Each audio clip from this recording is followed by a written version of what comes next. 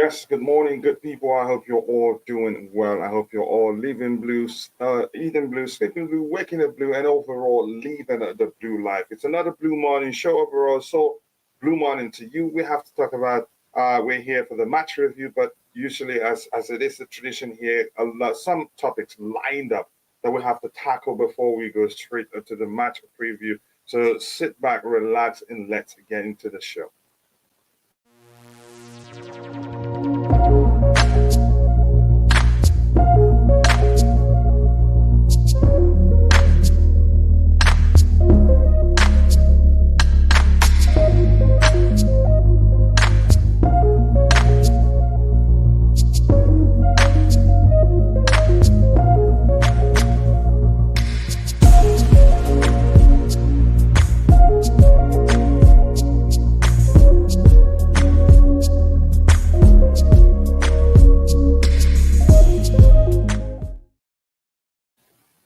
Yes, people, welcome back to Chelsea Perspective. Welcome back to another Blue Morning show, the match preview, Chelsea versus West Ham match preview, plus other topics we'll have lined up here. But first of all, I have to say hello to the good people here. And before I start, I want to also once again say hello to my bro, Liam Lane, who's recovering from a certain situation that I want to mention here. I hope you're getting better. Just remember, I haven't forgotten about you. But hope to see you soon. DJ South says, big up Kachila. Big up Kachila. Hope you're well, brother. I'm well. I can complain. Interesting topic of which I'd like you to be part of today in case you have time. I am beginning to lose hope in our owners. They seem to want to ruin everything about our football club and what we stand for. Under Roman, this was never the case. The sacking of TT to the GP to Grand Potter. Yeah. I think the mistake of Gump, but I think it will correct itself. It can be like that forever. Maybe at a certain point they'd see they made the wrong decision. Then we'll move on from that one. Big up, Kachila, how are you doing? Missed your stream yesterday. I hope you're fine. Yeah, I am fine. Underwent a dental procedure, and I'm not done with it yet. I still go in for more today, so I couldn't. I thought maybe by the time I get home, I'd still be able to host the show, but I couldn't. So apologies for that, guys. But more importantly, I hope you're doing well. Let's see. I am good. Enjoying work as usual with the great Akachila must be playing in the background. Great music. Oh, yeah. Thank you. I'm glad you like the music. I don't know why I haven't been able to find the name, even DJs adding the name. Loving this beat. I have to find you the name, brother. More bopping than dancing. Oh, okay. Big up Kachila and all. Brianu Rahayu, I hope you're doing well, brother, aka the 343 Dilemma. Always nice to see you, bro. I hope you're doing well. And people, if you're watching, if you haven't, please do take a second to drop a like on the stream. The likes do go a long way. I don't always have to put up a poll to remind you to like the video. But yeah, it happens. We're all humans. Sometimes we do forget, but the likes can go a long way. So please keep liking the stream to help us reach more people. And just saying hello to each other. Will you be on the panel today? Let's see what he says. Remember, everyone, smash the like button and subscribe to the channel. Always providing excellent content. Thank you. And you're part of those that provide the content too. So I appreciate you so much, DJ.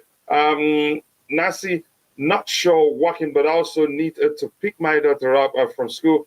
Family first. That's the priority. This is no obligation. Hopefully, other people will join here, so you don't have to, brother. But I understand where you're coming from. I do that myself. That's why sometimes we have to end the shows prematurely.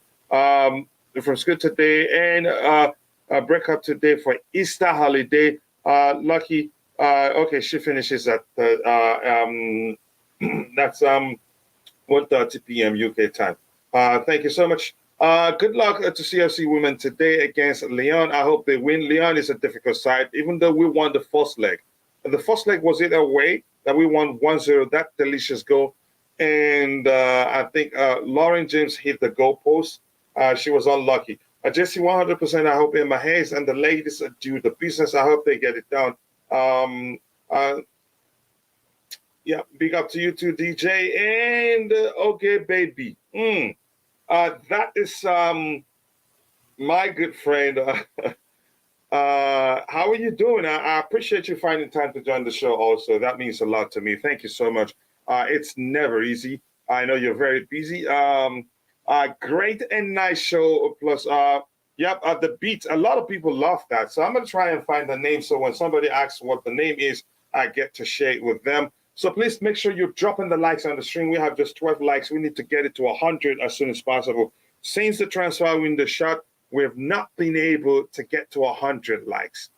Yeah, no, we have on occasions, but not regularly. We've been averaging 80, 90, 96, sometimes 120, but we have to try to get there today as soon as possible. But that's, by the way, let me share the link with the panelists so if they have time, they can join on here and provide a differing opinion. So you don't just want to be listening to me alone waffling all the time. Just give me a second. I'll get back. I'll be back with you guys in a bit.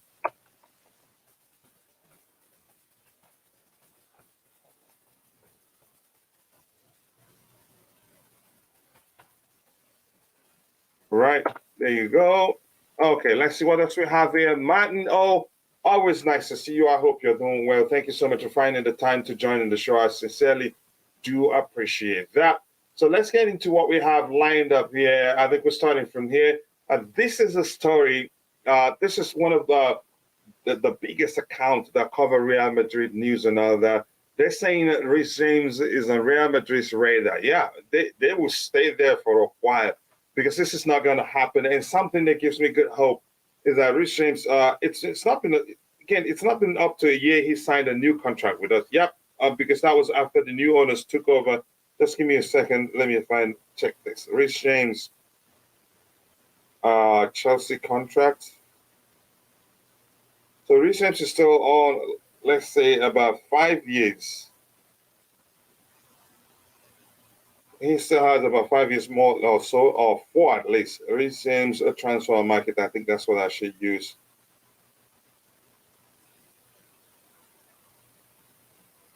Give me 1 second, I'll be back with you guys there. Let's see, Reece James transfer market. Yep, 2028. Contract expires 2028, so about 5 years aside, as I thought. So if they'd be able to, then for Real Madrid to sign him, they'd have to pay something north of 300 million pounds to get him. So I don't think that they're not going to be able to do it. So I'm just going to skip that one. I think maybe that this one falls into the category of brown envelopes. There's nothing to it. Hello to you too, Thomas Bear. I hope you're doing well. Martin O, I hope you're doing well. Thank you so much for finding the time to join the show. And this is Ransom's boss. So I think this is your first time here. Correct me if I'm wrong. I appreciate you finding the time to join the show. Please make sure you've liked the video and also subscribe to the channel if you haven't. Great and nice show. Yep, thank you so much. I like the beat myself, and that's why I'm using it. Thomas Bays, big up. Nice to see you. I hope you're doing well. Reece James signed a 7-year contract, I think. But it says here, transfer market, the US, I think, his contract expires June 30th, 2028. So maybe around 6 years plus, not really 7 years. He signed it when the new owners took over, and that was a long ago. So I don't think it was up to 7 years. So 5 plus maybe. So 2028, I think we're in a good place. Nothing happens, if that makes sense. Let's see what else we have here. The Athletic has been told that significant conversations have taken place over a prospective move to Liverpool for Mason Mount. Chelsea have not entirely given up hope on retaining him. Signing the turn of the year. Chelsea's new co-sporting director Paul Winstanley has led the club speech, and nothing has progressed. It was initially between Mason Mount's father, Tony, and Mason Mount's father, whose name is Tony, and Chelsea co-owners Bali and Begad Ibali. I get it. They're trying. They want to keep him, but it's more difficult to keep him now. And I'm still saying, I still haven't changed my stance. I think is more likely to leave the club than stay. Unfortunately, as much as I'd like to see him stay. But if he's going to stay and the manager and still prioritizes his industry, the amount of running he does on the pitch and the pressing he does, I'd rather him leave and go where some manager will get to understand there's more to his game than his industry. Unfortunately, a lot of people, managers who's coached Chelsea and the fans also don't look beyond his industry. So, but that's, by the way, that's not me saying he's the best player at Chelsea, and that's not me saying he's the worst player at Chelsea. But I think he's a talent and can still get better, if that makes sense. Big up to you, Chimera. I haven't seen you in a while. Please do. I hope you're doing well. Please do let me know that you're doing well. Always nice to see you. And I want to say hello again once more to my good friend, Oge. Oge, how are you doing? Thank you so much, once more, for finding the time to join in the show. I know you're an Instagram influencer, but joining is, which means joining isn't easy because you're always busy. So we move on from this one. Is if I get anybody on the panel who'd like to, present their 2 cents on the matter, then we go back to that. And this one here, Anthony Barry's transfer to Bayern Munich from Chelsea is advanced, and Anthony has made it clear he wants to join Thomas Tuchel's team. To me, that's one of the reasons why I said most likely he leaves. The fact that we learned a day ago that he's no longer allowed to visit the Cobham training ground or the stadium, that means the relationship has gone down south. So which means he's more likely to leave the club, and Bayern will get their man. So if you're in the chat, I'm going to get your thoughts. Let's start from this. Your thoughts on the Reece James's rumor. Then I'll get your thoughts on the next topic, which is, Mason Mount. And we'll talk about Anthony Barry. So your thoughts on Real Madrid. But to me, it's just nonsense. And it just says that Reece James is on Real Madrid's radar. And like I said, he will stay there and probably not going to get off there because they can't get him. It's as simple as that. I've read all this, and let's say Reece James signed a 7-year contract. I think I don't know if it's a 7-year contract, but it says his contract expires in 2025, which means 5 years from now. So if he signs 7, he should have more. On the contract in question. But the good thing is that even 5 years, even 4 years, is still a lot of time to go. So he's not leaving. Even if we decide, okay, we want to sell him, he's not going to leave on the cheap, if that makes sense. Big up to you too, Chimera. I hope you're doing well. Chimera says that even the coaching staff went out. I wouldn't see it like that. Maybe the working relationship with Anthony Barry and what's his name? And Graham Potter isn't something to write home about. Maybe it hasn't worked out. And you could say that from a surface level, if you look at things, our defending has been awful. We've not been able to defend set piece for a while now, not scoring from set piece too. And those are all the job of Anthony Barry. So if we have not been good in those aspects of the game, then it has not been working out. Or maybe he's lost interest in being at the club. Maybe joining Thomas Tuchel is what he needs to do. And just let him go. It's as simple as that. Let me get your thought. Reece James, a rumor. It's a nothing bug. I say it like that too, but we just need to talk about it because it's swearing. Really, it's everywhere right now. So your thoughts also in this case, Mason Mount. I think this will happen. This will happen. As much as I'd like him to remain at the club, it's looking unlikely. It's looking like he's most likely will be leaving the club, then stay. Is there a chance that changes at any time? Yeah, you never know. There's a chance the club decides, okay, he's too important to us. Let's just give him let's just, succumb to his requests, or maybe requirements, or for lack of a better term, for that. And there's a chance that happens. But the truth remains, it's more likely that he leaves the club than stay, because he would take a lot for the club to accommodate him. From what I'm hearing, they'd have to deviate from the new contract construct to accommodate him. At least that's what I think, but I'm not sure if that's the case. So if you're just joining, I'm going to get your thoughts on the Reece James to Real Madrid rumor. This is a big account, like I said, one of the biggest accounts that cover Real Madrid stories. And also I want to get your thoughts on the Mason Mount. His camp haven't had conversations with Liverpool's camp, what you think, whether you think he leaves. You don't have to worry too much about the Reece James story because I think it's absolute nonsense. But your thoughts on the Mason Mount story, I really want to get your thoughts. Barry's situation is weird, very weird. Maybe not weird, really. He wants to leave. He wants to leave. And it hasn't really worked out, from what, at least from a surface level, from what we see during games, it doesn't look like he's been effective of late. And I think it was Martin, you were the one that said that yesterday, that maybe he's better off leaving. Maybe that's what needs to happen. So yes, people, if you're watching, if you haven't, keep dropping the likes on the stream. We have just 17 likes and we have 31 people watching right now. I know that number will still go up. But yeah, we should be doing better than 17 likes. Please, let's get the likes up. And if you're watching, please, you can help us share the stream on whatever social media platform where you have presence so that people can join us. And if you're watching, some of us that watch are not able to participate in the chat, I appreciate you because you viewing alone or you watching alone provides a great value to the channel. But if you can do us one more favor, take a second to come drop a like on the stream to help us reach more people. I'd really appreciate that.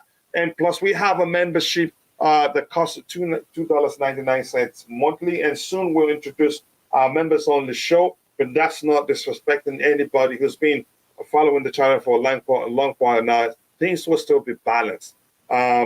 Things will still be balanced. Whether you're a member or not, you still get your respect. We still have your comments read in the chat. But if you're watching, just if you want to be a member, it's just $2.99. So please would appreciate it if you can become a member. If not, that's fine if you cannot become a member. And also, if you're watching, if you haven't, even if you cannot participate in the chat, take a second, drop a like on the stream to help us reach more people. We'd really appreciate that. Big up to you, my bro, Bobby Fairview. I hope you're doing well. Thank goodness it's almost match day. Yeah, the international break is over. So yeah, we're getting there.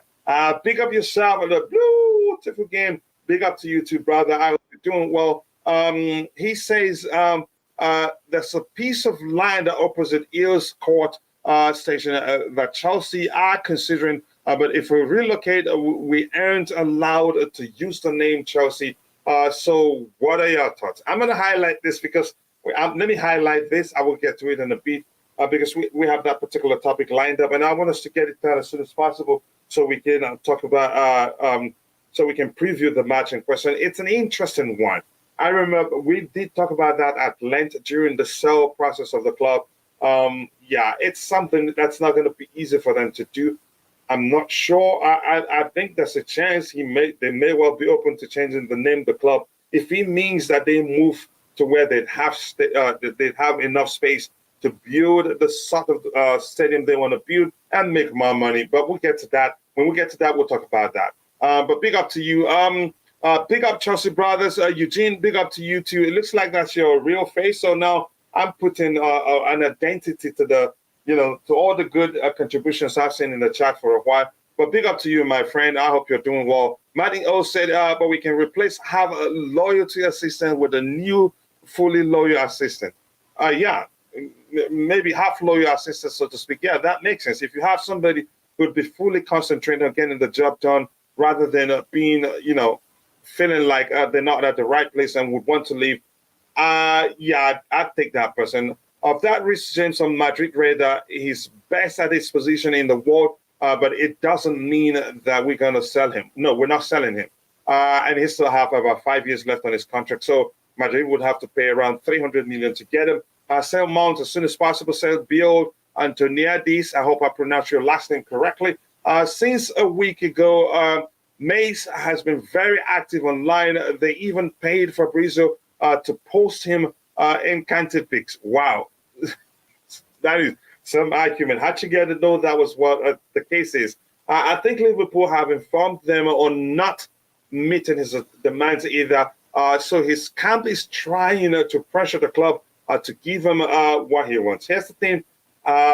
It would be easy actually for the club to decide to sell him, given that we need to make some sales to balance the books, if that makes sense. That at least that's my theory. Also, the new management have only seen a poor form of Mount. From Mount, and he has already been replaced by Nkunku and Gallagher, so it makes financial sense to sell him. I think you could argue that too. Big up to you too, Santiago, the Run Guns. I appreciate you finding time to join the show. Just saying hello there. Bless up. Also, thank you so much. DJ, let me bring you in. I don't know if you want to comment on the Reece James story. Let's touch it with this one. If you have anything to say about that, you go ahead, shoot for it. Yeah, listen, it's big up to you, Kachilla. Big up to everybody in the comments, big by up the to you way. too, brother. I hope you're doing well. I'm good, bro. Smash the like button, everybody, in the comment section. Now, listen, this whole Reece James situation, I don't believe it for a second, Kachilla. I mean, the guy signed a new contract. You know, it's going to at least take huge amounts of money to take him out of Chelsea. But somehow or another, this story has been leaked out. For whatever reason, it's been leaked out. You know, even though it's not going to happen. But why has it even come out? Why are they? I mean, I think from what I understand, it wasn't just a Spanish outlet that came out and said it. There was another outlet that said it as well. And I'm thinking, where's these stories all leaking out from? Again, call them brown envelopes. It's probably what they all are. But you know, I know Real Madrid are very keen on him because he kind of like done. He's played against him. He's played against him now. Twice now? I think they tried to. You could say they tried to tap him up. Yeah, he's been brilliant. Following him like this and all that. But go ahead. Yeah, he's been excellent, especially against Vinicius. I mean, he's been one of the. I mean, he kept Vinicius in his pocket basically, and I can understand why Real Madrid are looking at him. But it's not going to happen, you know. And you know, so in that kind of situation, you might as well just turn that story down. To be honest with you, not worried. Mm-hmm. Yeah, I'm not worried really. And clearly they say, and with that's with a huge red exclamation mark right there. Let me just show my screen there. It says Reece James is on Real Madrid's radar. He's going to stay there for a while. At least for another 3 years. Good to see you too, my bro. Big up, Blue Clouds. Zion, big up, brother.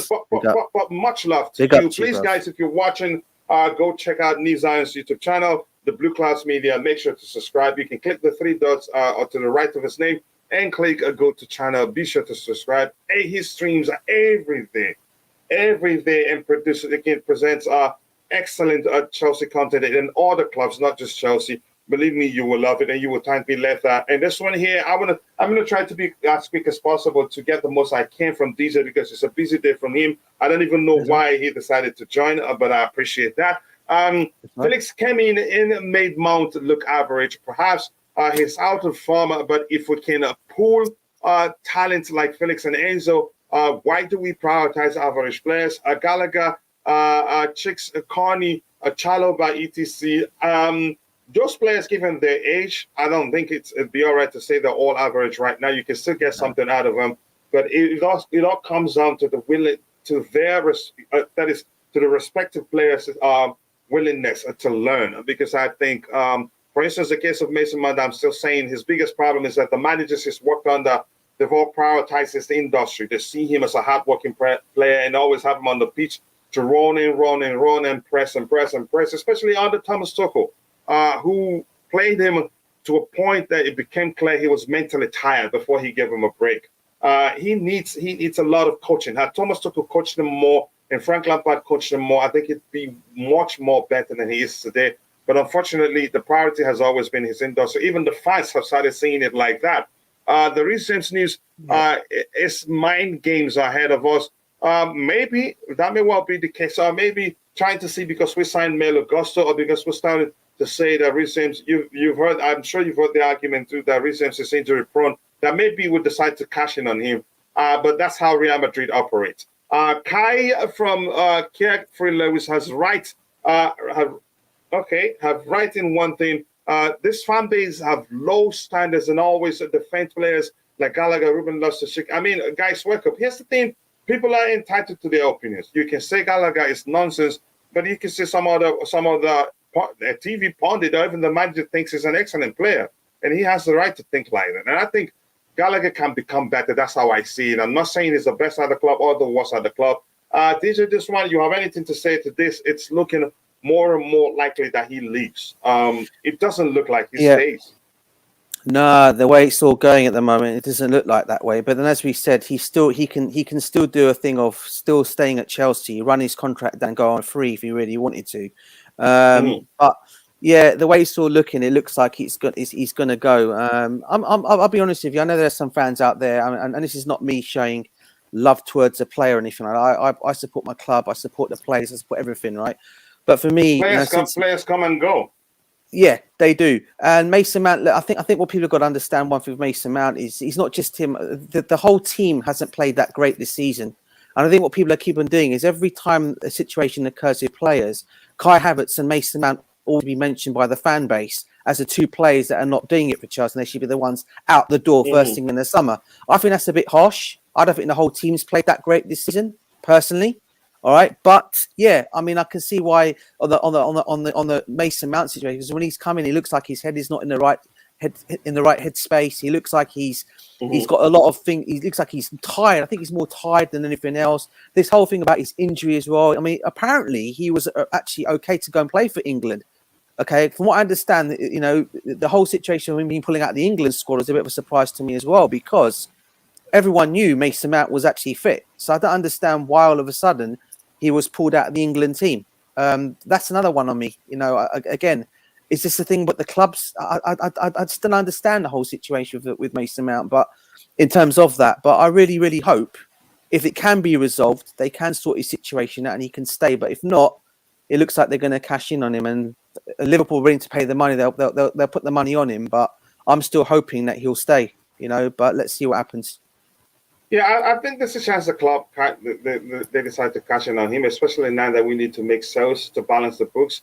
Yeah. And like Martin O mentioned, the new owners forget the history, forget the fact he won the Champions League, the Club World Club, and the UEFA Super Cup with us. The Mason Mount, they know he hasn't been great. Unfortunately, he's been in poor run of form since they took over, and that's unfortunate for him. So that doesn't give him you could say the right to ask for too much right now, unfortunately. Seriously, Coach, Mount needs to sack his dad because his judgment is clouded by his love for his son. I am sure there's that old form we once saw somewhere inside him, and we needed to see that again. Thank you, the Bluetooth, again, for putting this again. This is the argument. Is that, I mean, they should try, whatever happens. Here's one thing I want to say. I get your argument, and it's a solid argument. Maybe he needs to find somebody who has that sort of relationship with him, who would see everything objectively, not see it as his dad. That's a different argument altogether, but I get your point, and I think that's what he should do. But here's something else. Now, I have no right to question whatever Mason Mount is asking the club, whether he's asking for £500,000 a week. His job. He's the one that does the running. He's the one that does the pressing. He's the one that scores the goals, creates the chances on his day. Those are all the things he's capable of doing. I have no right to question how much he's asking. I have no right to question how much the club are willing to pay him. Let them sort it out. But I'd say, for me, honestly, if I'm being objective here, I think Mason needs a coach. He needs a coach that really understands that Mason Mount is still 24, that he still has a lot to learn.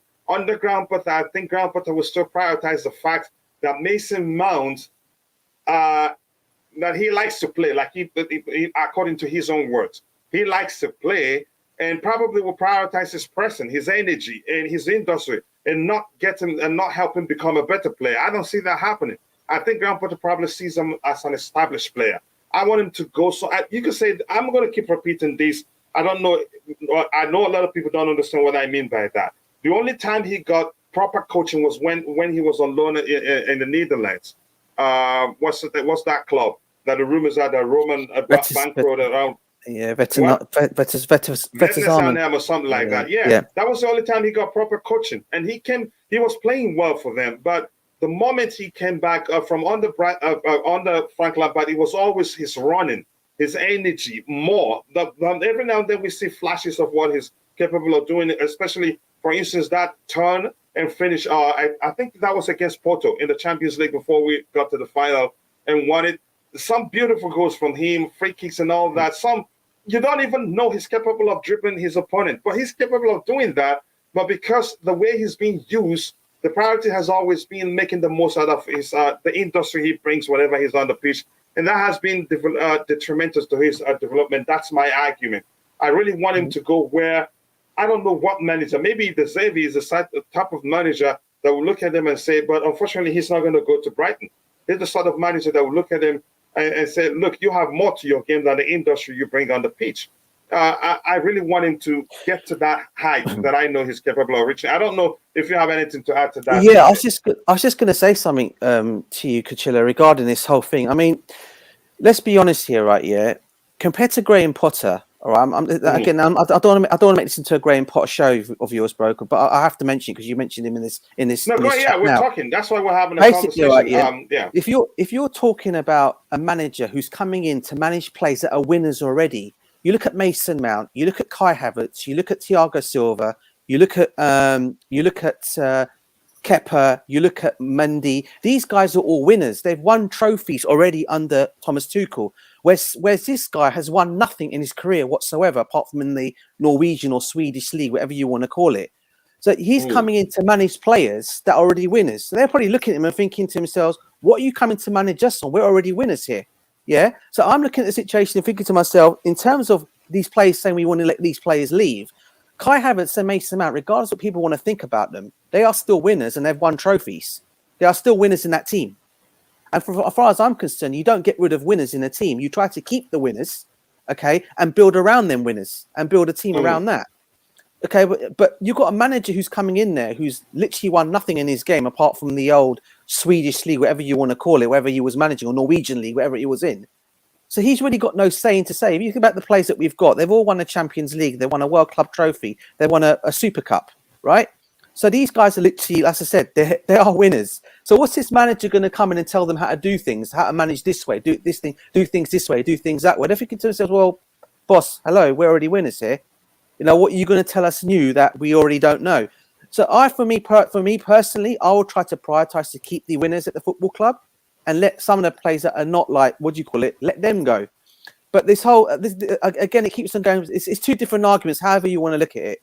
Okay, I just think that you've got a manager coming in who's hardly won nothing in the game in a team that has actually won trophy. So I guess that's my debate on things, bro. That's how I look at the situation with Graham Potter.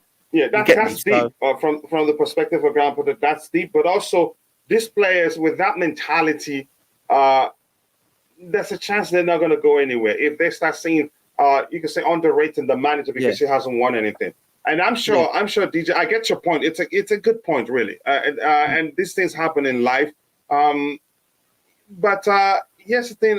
I hope at first I supported Graham Potter, and I was one of his biggest supporters, actually. And I'm sure you were too.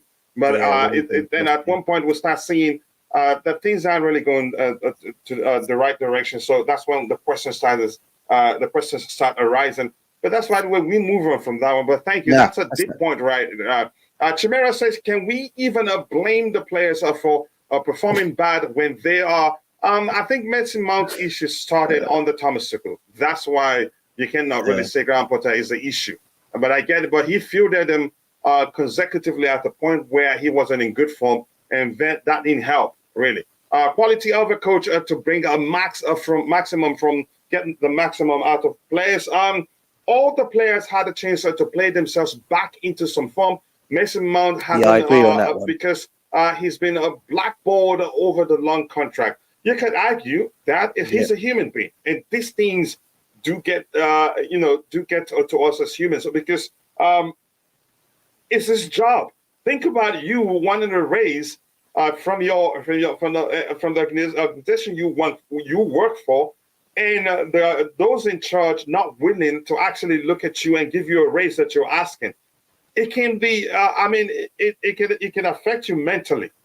It can affect you mentally. It can affect how efficient you are at, executing your job. So that's a solid argument, and thank you for that. I appreciate that. I am happy for Roger mentioned personality last time, because this is one of our crucial things of success. And big up to Roger, by the way. Roger became a member. I appreciate that, brother.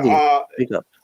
In so many ways that you contribute to this channel, you don't really have to do that. I appreciate, but I'll take it. I appreciate you doing that. That will help us Richard Gold, on supporting students every month who are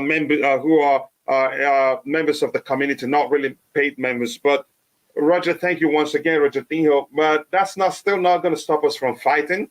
I'm still going to like fighting you so that the argument can get feisty. People enjoy that. Roger said perhaps Mason Mount would alleviate our FFP concerns since we need to abide by a rolling 3-year amount of no more than 105 losses. Losses. But we're at 121 loss right now. So I think everybody's getting to understand that's actually a problem. And the rumors are that we're trying to actually fight the Premier League and say, yeah, we have the right to do that because we had issues. And you were part of the reasons why the government was the reasons why, one of the reasons why we had that particular problem. But that's by the way, people keep dropping the likes on the stream, 33 likes. That's huge. Let's try and get it to 50 and 100 as soon as possible. Hello to you too, chap.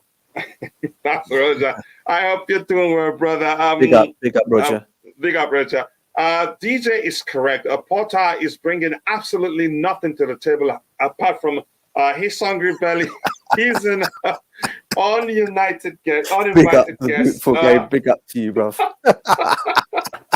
Love the comments as always from the Beautiful Game. Oh my God, I don't like him.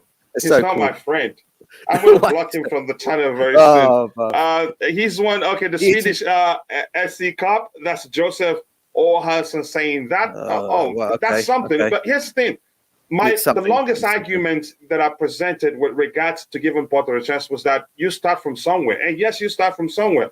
But from what I've seen so far, it's going to be difficult. Or let me say, at least it's going to take it will take some time before we see him being consistent in terms of winning something and the team playing as a unit, start playing his way. There's a lot of questions really with regards to his tactical ability. But that's not saying that there isn't that possibility that he learns and becomes better, because I think they hired him and they knew he was going to learn on the job from time, because he was hired as a potential. Ladi Mesole, my Niger brother, says most Chelsea players have pedigree in their career than the manager managing them. This explains how low in IQ the decision to hire Potter is. I think had they thought about that, I think they would have realized that may well be a problem. That may well be a problem because lots of them are still there. Are we still on for dinner at 7 p.m.? Okay, yo. Roger is okay, you stuck it. John, how are you, John? I hope you're doing well, John. Good afternoon, all in the chat. John, always nice to see you. It's been a while. I hope you're doing well. Thiago Silva could have asked for 200K, even Enzo, and we wouldn't complain, but both negotiated with the club and got under 150K. For multitude, there are a myriad of reasons as to why their case is different from that of Mason Mount, if that makes sense. I pressed the like button. Thank you so much, John. I appreciate that. Always nice to see you. So why should a poor form, Mendy, injured Kante, get anything more from the management that have no emotional attachment to them? That's a serious one.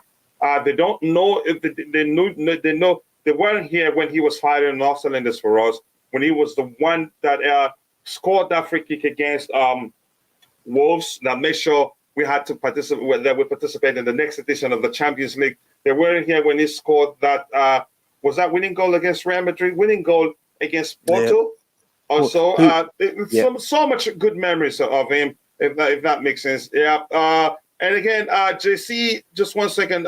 Thank you so much for becoming a member too. Like I'm saying, all the panelists, you really don't have to do that. You guys provide great value because there's no way I'd be able to do this alone. I'm able to do it because you guys participate, bring different opinions on the panel, which makes people enjoy it. I'm sure if it was me alone, not enough people will wait and listen to just me alone.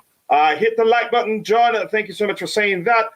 Things in football can quickly change. If Porto wins Champions League, yep, he gets the experience. If he wins Champions League and if he leaves, if we fire him, it will be easier for him to get another job somewhere else because that's huge. Even so far, I think you can say he's done well in the Champions League, even though there are still questions if you paid attention to the numbers after even some of those games we've won. But JC, thank you so much for becoming a member. That means sincerely do appreciate that. Let's see what we have here. Who knows? Yeah, never say never. We can win it. The best case scenario for Chelsea FC is that Potter continues winning games convincingly and stop making strange subs. We have until end of the season to see what to see that. And you and he goes back. Am I dreaming? Yes, am I dreaming? Maybe you are. Maybe you are. My bro is saying selling Mason Mount is a big mistake. The club is making okay. Mason will come good soon. Trust me. I'm not questioning that. He's a good player. He's just been in a worse run of form. But it's a tradition here at Chelsea that the moment you don't perform for a stretch of time, you're counted as not good enough for the club. Yeah, nobody counts the best thing, the best moments that you that they've seen you perform for the club. Mount will get his chance in April. We need him to do well. I think we need him to do well. If he does well, maybe they give him what he's asking. But I've mentioned factors that makes it even more difficult. The fact that they have a new construct of contract that they offer to players. The only thing that will force them to change that, to deviate from that, is that the new rule that stops them from offering like 7-year contract and all that. I think Roger explained that yesterday better. Coach, do you realize we're playing Real Madrid in 2 legs and then Bayern, right? That is if we overcome Real Madrid. Yeah, and anything can happen. We have a good enough squad to beat them. That's the simple truth. So I'm never going to say we're losing until the game is done, until the man in the middle blows the final whistle in the second leg. That's when I say. And then if after that we're lost, then I'll say we're lost. But as long as the games have not been played, I'd say we have a chance. Potter likes Southgate. He is like Southgate. Okay, scary him without a trophy under pressure. So if he wins Champions League, he will do better in his job. Yeah, it gives him confidence. Maybe you hope so. Mace can resign or get sold for 45 minutes. What we cannot take is another year of drama. And I don't want that to happen. Coach has lost his mind. No, I haven't really, because I think we can beat Madrid. We can let Mason Mount leave for any price at the end. No, it's not going to be for any price. Chisala, because we need money. For any price, is still important to us. Okay, we cannot, he says, so to speak. Sorry for misreading what you wrote there. It will hurt us in the future, especially if he joins an English team. And Chelsea fans don't forget easily. And even some of us that are calling for the club to sell him would turn against the owners, if that makes sense. So, Roger, coming to you, let's just start you with this one. I think this one strictly is brown envelopes. And thank you for becoming a member, Roger. And like I said, you don't have to do that. You're a panelist here, so you provide more value, actually. But thank you anyway. And don't cancel it, please. Pick up Roger. Hello, gentlemen. Hello. But much love to you, brother. Yeah. I don't know if you want to say anything with regards to that of Reece James, or you want to go to that of Mason Mount. I've been meaning to join for ages. It's like I just decided to. Oh, since 2010. So listen. No, a player of Reece's ilk is going to garner interest from a myriad of clubs. They just are. You know, he's always going to be on someone's radar if he plays at this level. So you can basically write a article about anyone that is on the up and playing at an elite level. So I don't put too much stock into that. Yeah, quote unquote brown envelopes. Listen, if you look at this Mason Mount issue purely as a commodity, and you don't look at him as, you know what, he's a homegrown player, came through the Cobham Academy since the age of 8. If you purely look at it as a accounting ledger, he's a commodity. Let's be realistic here. In the sense of the business world, this is what he is for all intents and purposes. So when you look at players that we did not pay for, in other words, came through the academy, they are not on our books. with the exception of paying for their tuition and so forth, and training Okay, them. so just the club do pay for their tuition. Yeah, they usually pay. Most academies, they pay for their participants' tuition, and they pay for their training, like the coaches. They don't volunteer; that they're salary based and so forth. Other than that, they are, for all intents and purposes, not on the club's books. In other words, they didn't pay X amount of dollars, pounds, euros, whatever, to purchase this player. So therefore, when you sell them, they are nothing but pure, unadulterated profit. So from an accounting perspective, let's say hypothetically, Mason Mount goes for 50 million, just for a round number's sake. Well, that's 50 million pure profit. So no taxes and all that. Well, I don't know. No, tax is always going to be part of it. But again, they don't. Everything goes into the pocket of the club, unlike the players that were bought from outside. Exactly. So the financial fair play, I looked into it. It's basically a rolling 3-year. So the last 3 years, we have to have an average of all clubs. When I say that, should not be worse off. We should not have a greater loss amount than 105 million pounds. Otherwise, we are breaching financial fair play under the Premier League rules. So therefore, but then again, we're going to put forward extenuating circumstances because we didn't have the ability, because of sanctions, to sell Rudiger, to sell Christensen, etc. So there may be an exception that the Premier League say, listen, we have entered uncharted territory where we didn't, no other team has ever been sanctioned, and basically came close to being out of existence. And because we were, what's the word I'm looking for here? We were sanctioned to the point that we couldn't even sell merchandise, shirts, whatever.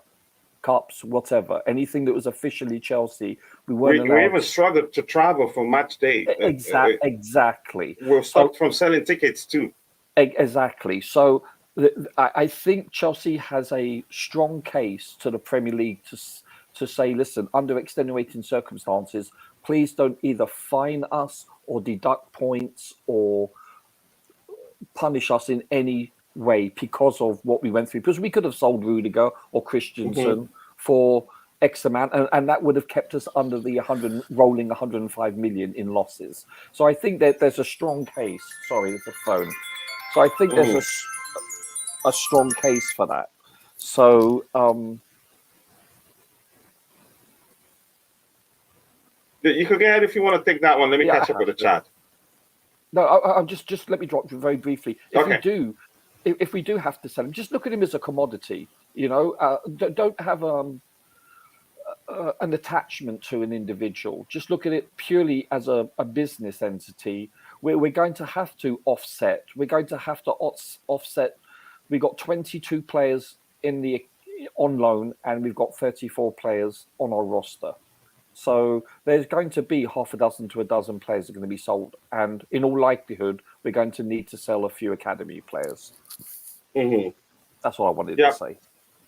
Yeah, thank you so much for saying that, brother. Lady Hunters, that's if Mason Mount is going to hunt us. Lady Hunters, he says, we're already hunted. We're in the 10th place here. Yeah, so I agree with that comment right there. That's hilarious, really. Says the only way we win the UEFA Champions League is if Porter gets a touchline ban. Wow. Ouch. Ow. I don't like you, man. And I've told you that already. Roger, just let you know, Nightbot said no. So the dinner is not going to happen. Yeah. Welcome to my world. Yeah. Rhys James is the real blue. He won even switch to Real Madrid or Barca or even a Bayern or any of the English teams out there. Unlike that's no, you can't say I'm that. sure 3 years ago, if somebody told you Mason Mount would do this, you'd say no, he will never. It's football. It's business for all parties involved. And I'm sure Rhys and his camp will always do something that will be good for his future, his financial security and all that. If that means leaving Chelsea, oh yeah, forget your argument about the real Chelsea thing, he leaves. But Rahayu, I get your argument. Yeah. Coach, because he is a Chelsea player through the ranks, and because he will be a sought after commodity, I believe. I think you're going to have the likes of Liverpool or United, etc., or Newcastle would want him. I think he would rather choose a non-London club. I think he will have the luxury of choosing which team to go to for the most part. And I don't think he would want to go to an Arsenal or a Tottenham, for instance. So I think he wouldn't want that. I think he would want to go to a team outside of London. That's just my opinion. I hope he does that. That will earn him a lot of respect. Yeah. I hope he does that, but I don't want it to even get to that, really. Can I ask you both? Do you think we should keep him? Keep who? Mason.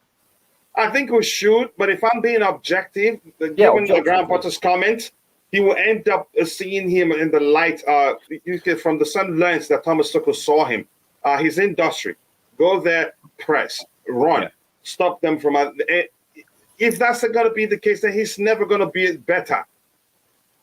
So he needs to go to a manager, and unfortunately, that's never going to happen because I don't see him going to a manager like, for instance, at Brighton, where they see more than just a player with good industry on the pitch. De Zerbi can make him again. He's known to make players better. Graham Potter was known to make players better, but his comment shows he sees Mount as that guy that will stay players in the 8th position and run a lot, press a lot. That's not going to help Mount. So, because I like Mount, because I know there's more he can offer, I want him, which is very difficult, to go play under a manager that will look at him and say, this is just a kid. He needs to learn more. But I also do realize the Mount himself would have to accept that he's still learning, because if he feels like he's arrived because he's won the Champions League, the Europa Cup, and the Super Cup, he's not going to be open to learning. If you try to teach him anything, he probably feel like you're underrating him. So it's a difficult balance. But you go ahead, Roger. No, I wanted to hear you, both of your opinions about keeping him or not. That's all. I mean, for me personally, I like Kachila. I don't really want him to go, Roger. Big up to you, by the way, brother. Hope you're okay. Pleasure.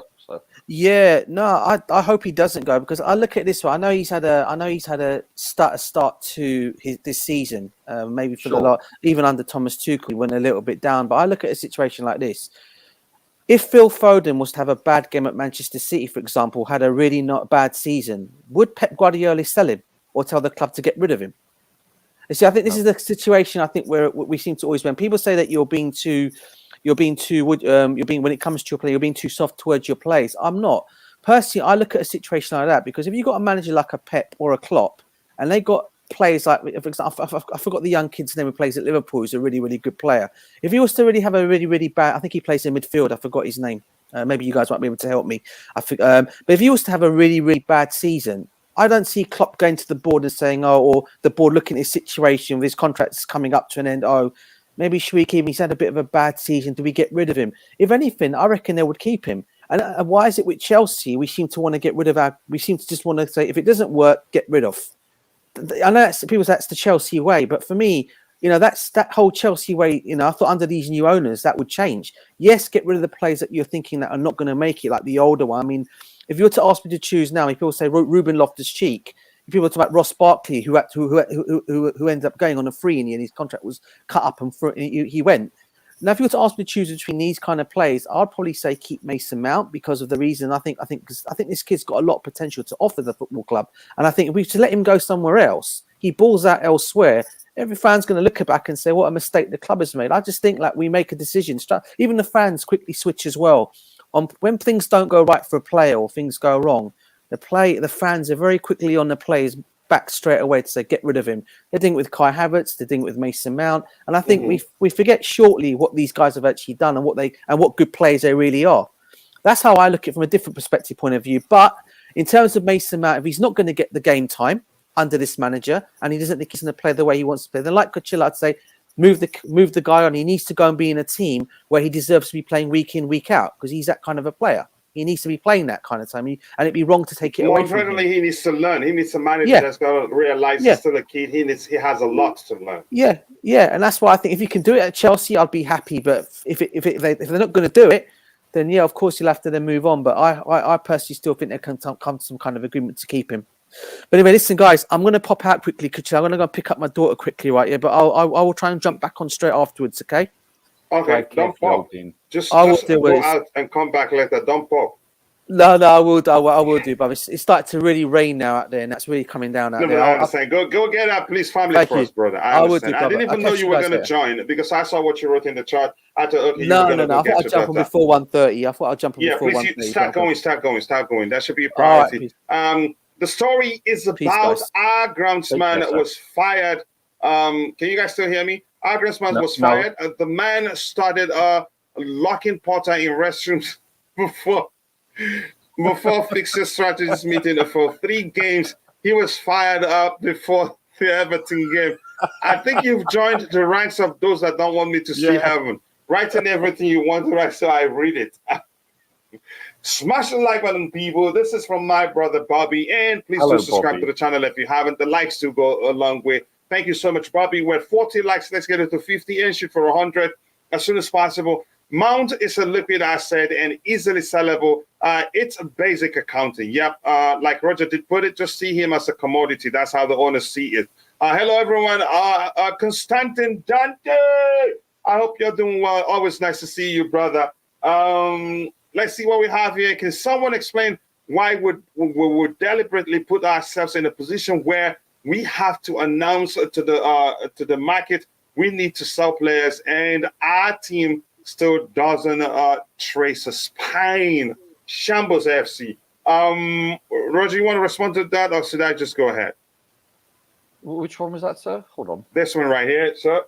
Somebody explain to me why we would deliberately put ourselves in a position where we have to announce to the market we need. No, I don't think we're announcing it. I think it's basically common knowledge. Each club in each league know exactly the ramifications for any team based on all the rules, especially considering financial fair play. So it's no big secret that we've spent 603 million in 2 transfer windows. They know that it's no secret that we weren't able to sell players or sell any merchandise, etc.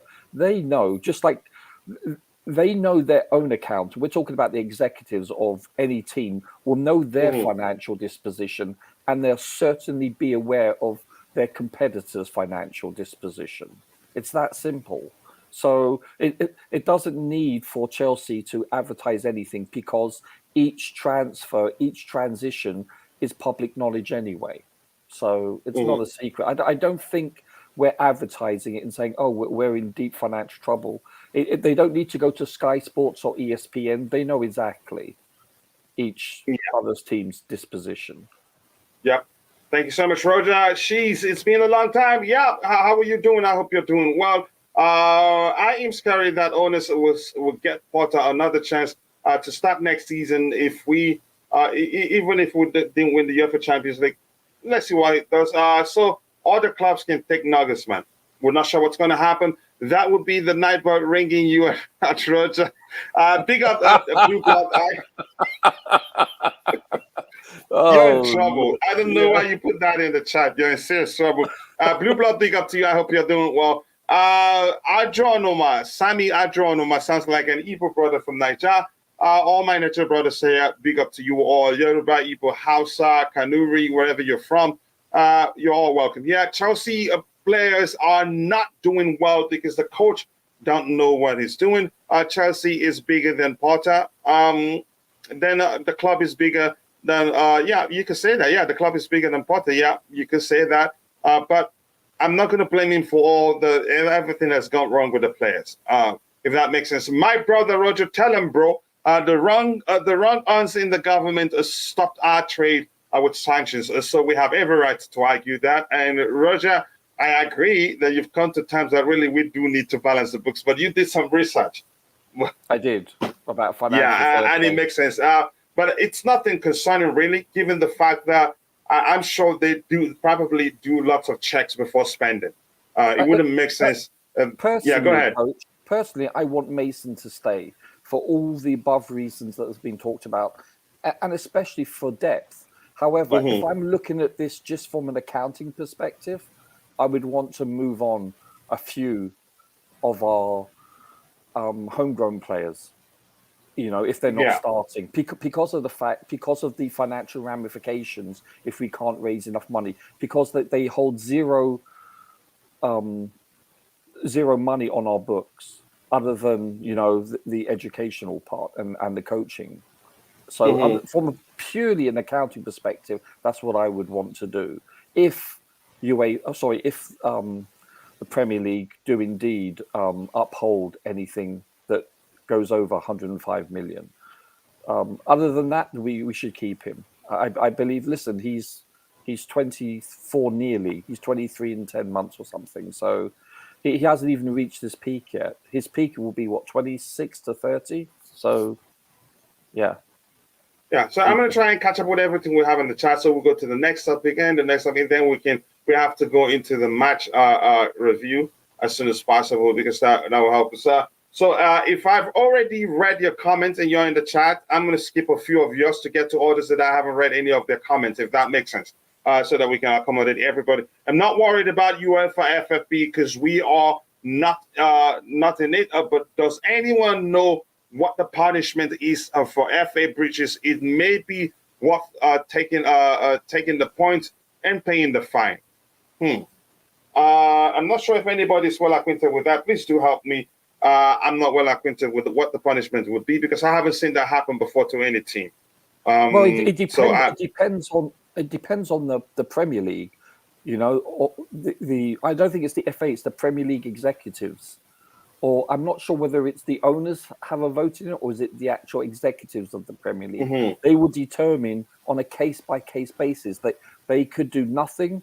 They could use discretionary caution. They could fine them. They could deduct points. They could theoretically relegate them, but that would never. I don't think that's even in the equation. So it's a case-by-case study. You don't even have to say that. Yeah, the R word, right? No, but seriously, that's there is no set rules of what to do.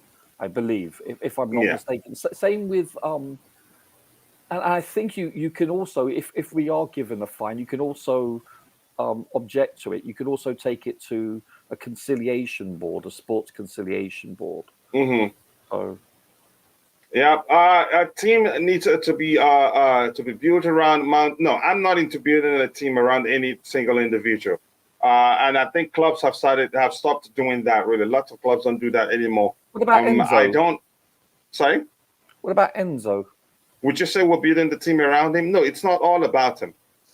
I get that, because he's a single point of any. If you do that, it's a single point of failure, right? I get it, but I think based on his ability to pass the ball, I think if we're going to build the team around anyone, if that is to be the case, I think it would be Enzo, because he's a highly creative player with so much ability. So yeah, which means he's been doing a lot for us, because building a team around a single individual is no different from saying we're going to be relying on that single individual. And if he fails, exactly, single point of failure. If he's injured, then what? Yeah. So that was the case when we had it in Hazard, where he's in playing in serious trouble. And I don't want that anymore at the club. But we've been doing that with N'Golo, though. You could say we did that, but his is maybe because his is a bit subtle. If you watch the UEFA Champions League final again against Man City again, you'd realize that actually he was the sole reason why we won that. Yeah, for sure. Yeah, it was amazing. I can't believe people start backing Potter again. Well, I don't know. Too many haters dropping comments in the chat. Big up to you, Bobby. I hope you're doing well. They are entitled to their opinion, and nobody will shove his or her opinion into someone else's mouth, if that makes sense. Sibs, big up to you, coach, and the panel. Big up to you, too. I hope you're doing well. Proper Charles Mount is about to go to Liverpool. Proper Charles Rice is about to go to Arsenal. Reece to Real. Could happen last. What difference a year makes? It will not happen. They'd have to pay something out of this war. Coach, may I ask quickly, how many years left on Reece's contract? 5 years at least. Yeah, so he's Chelsea can say, yeah, 100, 200 million, whatever. 300. Yeah. Why are you being cheap? Yeah, excuse-moi. Me no French at all.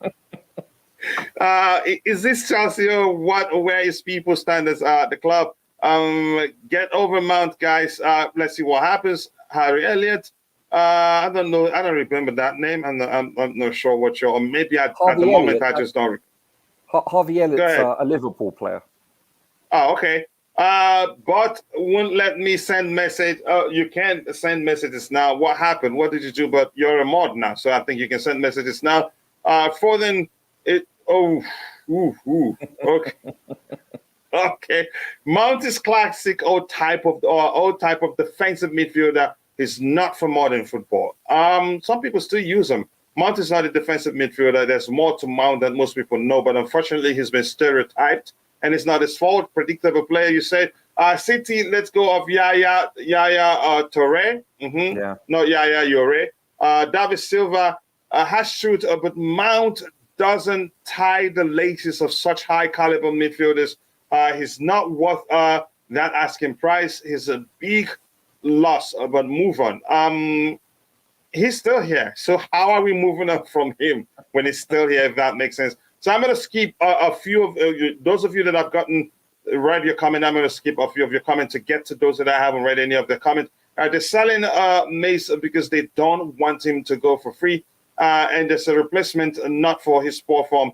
I think there's a chance because it's a risk now. Roger, I know you agree with that. It's a risk. If they let him stay, he could live on a free. And the longer the whole thing goes, the more he has, the more cards fall into his hands.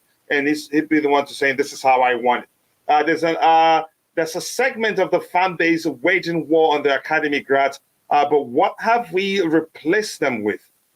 Speculative talent, the majority of whom are not at Chelsea level. At least that's your argument. My argument is that people think that right now, but I think they will all come good. How long have they been here? For instance, Mudryk hasn't actually been here for 4 months. And how many games has he started? But I get your argument there, and that's why we're here to talk and try to come to a sensible conclusion with everything we talk about. Yes, take care, DJ, and be safe, brother. Did I skip DJ's comment there? I don't. Okay, because he said something on the panel, so you're saying take care. Okay, I'm gonna move. Let's see what's cracking Bobby up there in the chat. We lost Rudy and Andreas Christensen for free. That could have been 100 million. So it's a no leaving for free. Yeah. So it's either the player puts pen to paper or we send them as soon as possible. And hopefully there's another part to it. Hopefully that they agree to leave.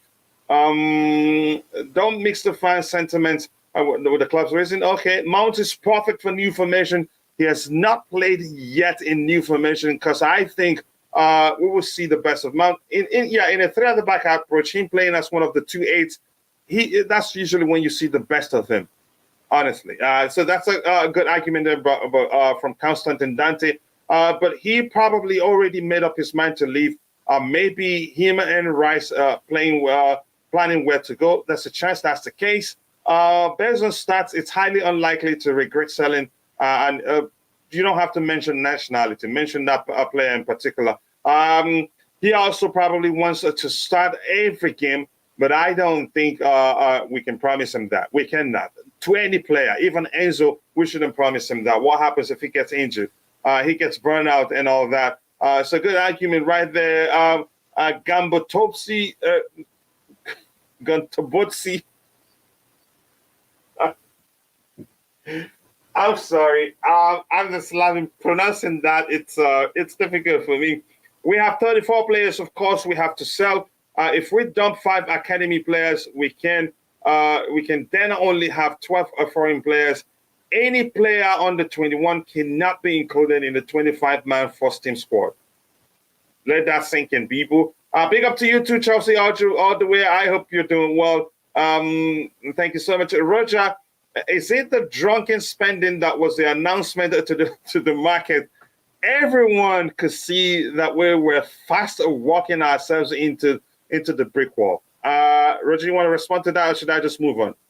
No, I think that they saw an opportunity to amortize long contracts. It's a strategy in which they discussed that they wanted to approach and take advantage of, and they did so.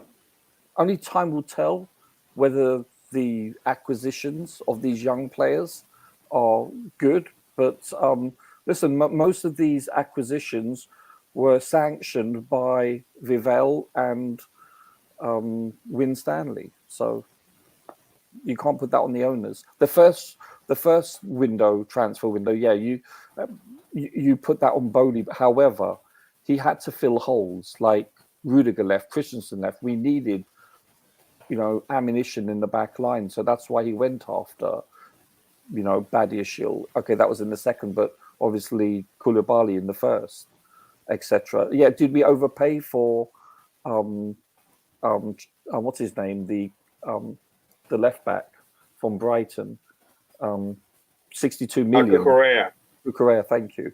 62 million, yes.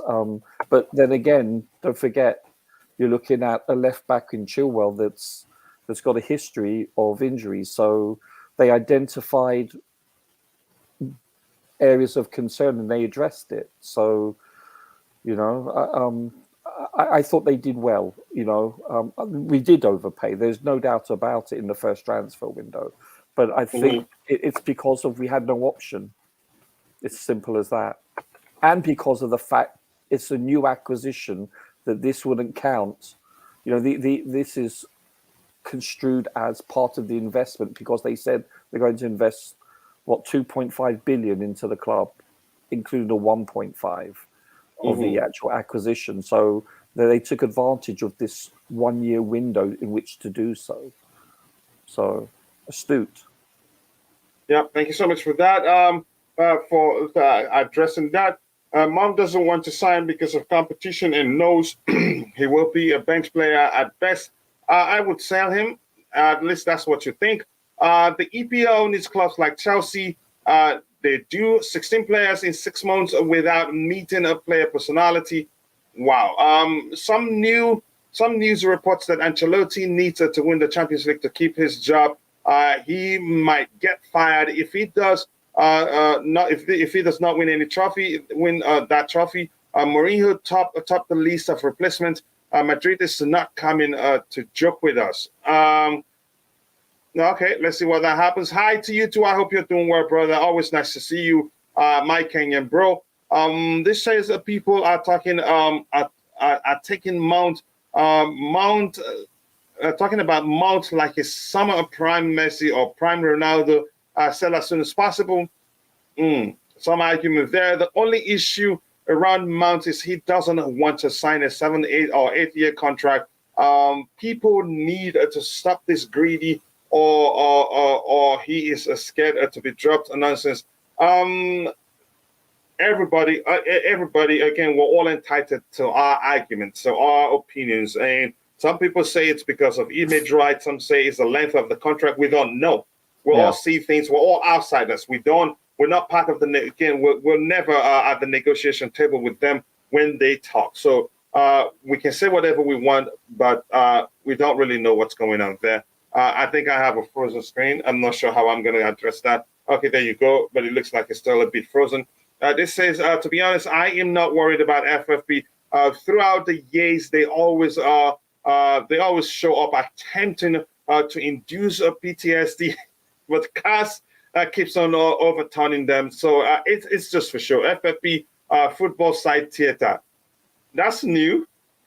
But thank you. I like that. FFP, football side football theater. I like that as the way you interpret the meaning of their name.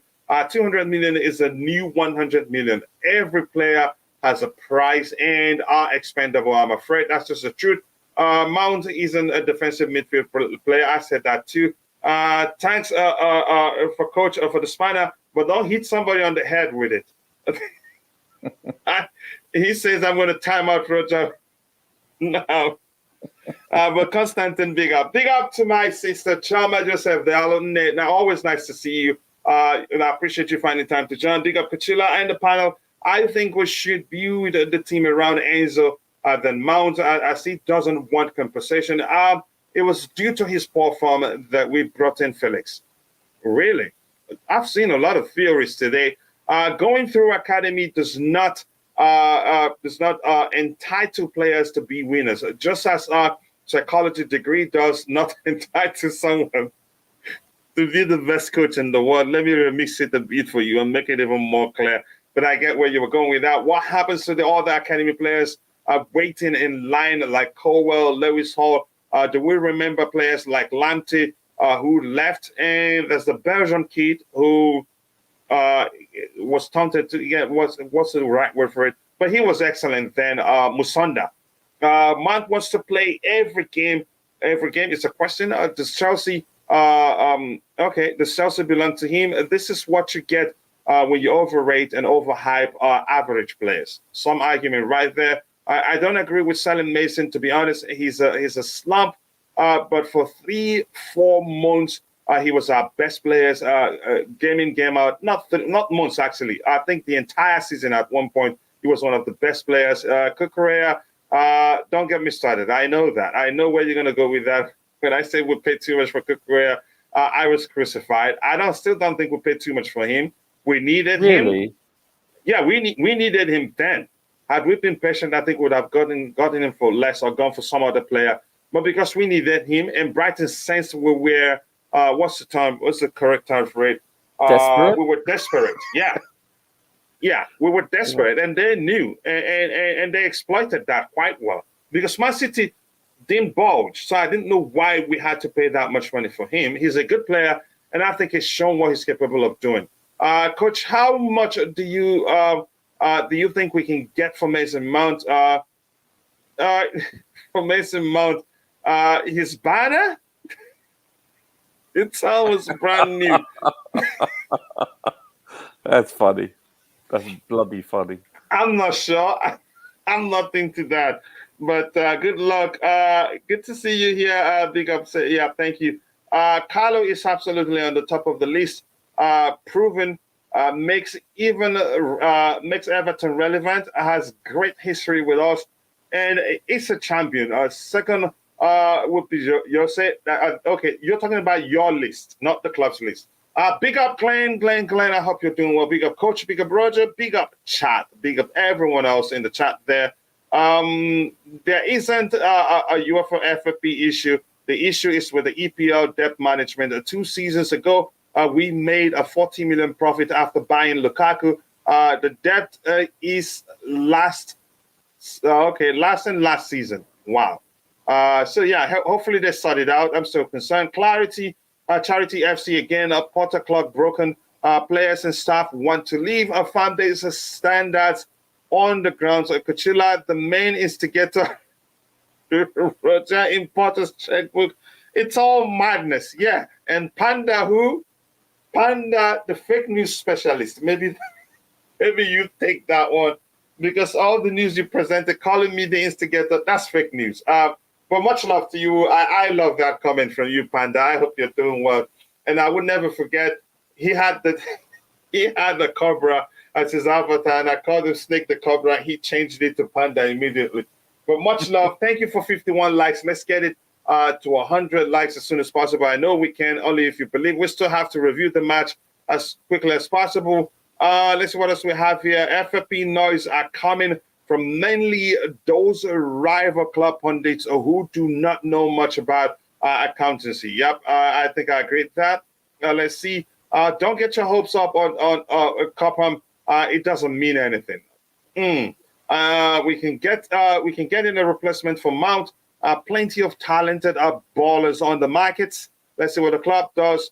Mount not signing because of the length of the contract is absolute nonsense. If he wants to leave in say 2-3 years, he can still leave, and the club wants him. Yeah, vice versa. That's the case. Yep. He's not. 7 years doesn't mean he's stuck with us. Mount needs to take his eyes off Reese's money and concentrate on his game. Is that where his eyes is? Roger, somebody saying hello to you in the chat. Roger, what's your take on Mount's situation? He's spoken already, so I don't think it makes sense for us to go. But in a nutshell, Roger, if he can respond to that, let's humor this OG in the chat. Should he stay or should he leave? That's the question he's asking you with regards to Mason Mount. Yeah, I think I answered that. As a preference, I would want him to stay. Mhm. But from an accounting perspective, I would want to sell him, depending on where we stand with financial fair play in the Premier League. If they do not rule for us with regards to extenuating circumstances, if Mhm. that makes sense. So Mhm. simple as that. Yeah. Thank you so much. I hope that answers your question. My brother and friend says, Kachila, you and I are going to brawl over Mudrik. We've seen enough to know he has an inconsistent first touch, defensively naive, and probably had one successful take on in 8 games. Loan him out. How about saying you were the one that brought up the stats that Enzo, his at one point was the most dribble pass player in Europe. Should we sell him? Yeah, You tell me. statistics you can manipulate them to Yeah. to shape your conversation. It's that simple. Yeah. To fortify your conversation, however you want to. But go ahead, Roger, with what you're saying. Yeah. So listen, a lot of the stuff he does on the field, Mason, I'm talking about, it cannot be captured by statistics other than sprints or whatever, or the distance. Yeah, and people covered. judge him with the eye test mainly. Yeah, yes, and that's important.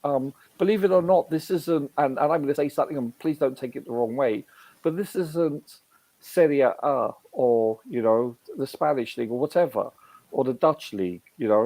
It's that simple. This is a high-paced league where you do need industry. You need to run down people. It's that simple. That's what's one of the big attractions of this league. It's not all reliant upon being technical, i.e., with your first touch. Of course, it's very important. Don't get me wrong, but I'm saying a person's industry is required. Just ask Jurgen Klopp. It's that simple. So he brings intangibles, certain aspects of the game that is not measured by statistics. Yeah, and in the case of Mudryk, I think he's a fine player. I started following him before we signed him, so I know what he's capable of doing. And also, he's our top scorer in the Champions League, even though the goals were scored for Shakhtar Donetsk. But I still count that. I think he's an excellent player, and he will come good, honestly. But I get what you're saying, bro. Enzo signed on 8-year contract.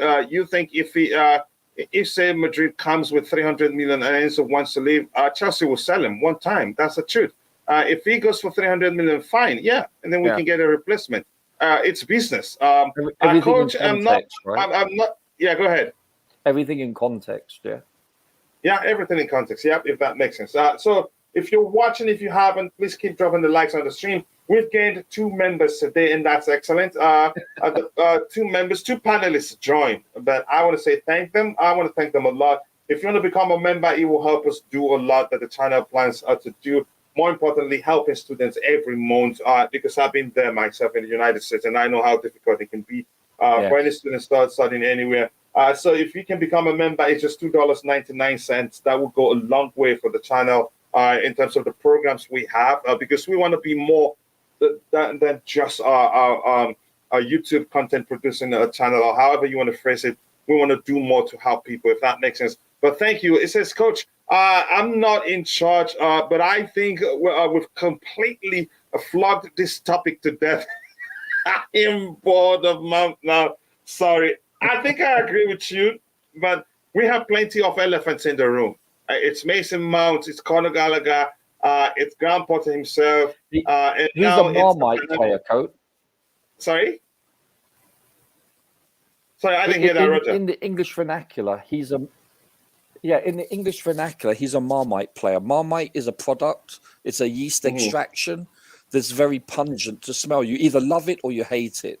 And so whenever you hear someone say, like, player A is a Marmite player, that person brings out an extreme opinion on either side of the coin, which I don't quite understand. Like, I look at Mason and I don't understand the criticism he receives, and I don't understand the high praise he receives also. I think he's a very good player. Like last year, Was he our best player? No, I thought Silva was. So did I think he deserved to be the player of the year last year? No, I didn't. The year Even he before, didn't think he deserved. no, the year before I think he deserved it, yes, but not No, last even year. he didn't think he deserved to be the winner last year. Yeah, so he's a good player. Is he overhyped? Yes. Is he over criticized? Yes. I think listen, if you grade him out of 10, I would give him probably a 7.5 to an 8. You know, he's not an elite player, which is probably an 8.5 to a 9.5 and above, obviously. But I think he's a very, very good player. On his day, he can change a game around, and he proved that in the Champions League. What a beautiful pass! He basically shredded the midfield, and you know the rest is history, as they say. You know, without that pass, possibly we may not be looking at a second trophy. Just that alone, at such a young age, he shows vision. Is he overused? Yes, but you can say that about most players currently. So I just don't understand the extreme views from either side. I really But more don't. importantly, you understand people are entitled to their opinion, but your No, question of course, is of course. I don't understand why people have an extreme view on it. That's all I'm saying. Okay, just quickly, club is guilty for Mudryk fitness. Mudryk is an excellent potential. I agree with you. If Chelsea can sell Hazard, what about Mount? If he wants to leave, that's where I'm at. But I'm not going to be sounding just sell him. No, but you are. If you feel like, excuse me, guys, if you feel like the club should sell him, you're entitled to your opinion. It's as simple as that. If that makes sense. No. Enzo also dominates in other. Important stats. Mudryk dominates in nothing. But how many games has he started? Man, he just got here. Like, yeah, exactly. He hasn't even unloaded his bags. My fellow American says is the right way I would like him to see. He just got here. like, it's as simple as that. Yeah. They want him to be messy. They want him to come in, score 5 goals, 5 assists, each half, and do it backwards. Like, I don't get it. Yeah, I don't get it either, my bro. And there are myriads of reasons, multitude of reasons as to why things are. He hadn't played for nearly 6 months, they said, before we even signed him. It's just that we knew, before time, how good he is before we went in for him. So, notwithstanding, I think he comes good. And I know you would want him to come good, too. I know you're just concerned about the club you support, if that makes sense. What is the difference with all the leagues? Okay. Mudryk would be fine. Don't remember Hazard when he started. It takes a little time to adapt. I wouldn't compare his start to that of Hazard. Hazard, even the first game, he was excellent, even on his debut. He will be world class, but I agree he will be world class. He will get there. Mudryk against England was again to forget. I refuse to believe we spent 100 million on him. That's your opinion, but I get it. A lot of people are saying that. The length of contract puts a situation in club's hands. The more years left on the player, or more you can demand, which translates to big profit. Yeah, it makes sense, which is why, and I'm not concerned about the rumors with regards to the talks of Reece James leaving the club. Let's see what else we have here. Statistics is an outcome result of how much a match is shipped in the past, and not how it is going to ship. If Felix keeps hitting posts, does that mean that Felix doesn't shoot or score? Oh my goodness! I like the variations of contributions we have on this on here. Thank you, Jesse. How do I do that, Coach? Do what? What question are you asking? I'm not sure what you're asking. Hazard is also overhyped because Chelsea fans are overhyped. Chelsea fans never seen something like him before. Let's be objective. No, I like you, but I disagree. Hazard wasn't overhyped. Is not overhyped. Come on, he's not. Man. If anything, you're probably judging him because they mismanaged him. Coachella, you could not have seen Mudryk meaningfully because he's hardly played football at a decent standard. This was a stunt, including the stupid private plane and that Arsenal is now trolling over. Here's the thing. Arsenal trolling is the least of my concern. And I'm waiting. They're going to bottle the league. I don't think they win it. Then I'll get back to them. That's when I have responses to them. And Mudryk, believe me, he will come good. Let's say That's where we have again. You and I, we're not going to have a brow. How do you pronounce that word actually? But here's the thing. He comes good, and I'll come back and say to you, bro, I told you he will come good. And I like his work rate, his attitude. He doesn't give up. I judge Mason on all the games. He was the best. Exactly. On the pitch for us. He watched his boy. He watched his boy get paid. Had to deal with new coaches, but most fans write him off. Because he's in a slump. It's as simple as that. I don't think he was the best player. I think Reece and Conte were the best players. But he was good for us. He was definitely good. Yeah, he's definitely good. Yeah. So let me get Bobby's start. I enjoy reading everything in the chat, but if I think that's if I keep reading, that's all I do for the whole day and not something else. There's a reason Liverpool is in for him. Yeah. Just go away. Bobby, your thoughts on everything we've talked about. I'm trying to get us through so that we can go into the match review proper. But big up, bro. I hope you're well. More important. Hello, Bobby. Ooh, your sound is muffled up. It looks like you have pillow on your mic. I'm on the move, so I might drop off at any time. If you can hear me now? It sounds covered. It sounds a little better, but it's still people. I don't think those in the chat will hear you because it sounds like your mic is covered. Like you're underwater. Yeah, underwater. Yeah. One quick second. There you go. Much better. There you go. Can you hear me? Yeah. Crystal clear. Were you under the? Yeah, I've got to talk quickly, or it will go again. So, all right, go ahead, brother. Go ahead. Go ahead. Yeah. There is opinion, there is agenda, and there's downright lack of intelligence. And sadly, I'm hearing much of the later than the former. Look, Chelsea doesn't exist to sell players. I love listening to you, but I'm hearing nearly 1 hour of sell this, sell that, sell the other. What's all that about? Yes, there are some very, very valid points. As usual, my brother Roger made some big points about Mason. But just like the guy that just spoke now, what are these guys talking about? Modric has just got here. He's a young guy. They need time to adjust to get their game going. Hasn't even unpacked his suitcase yet.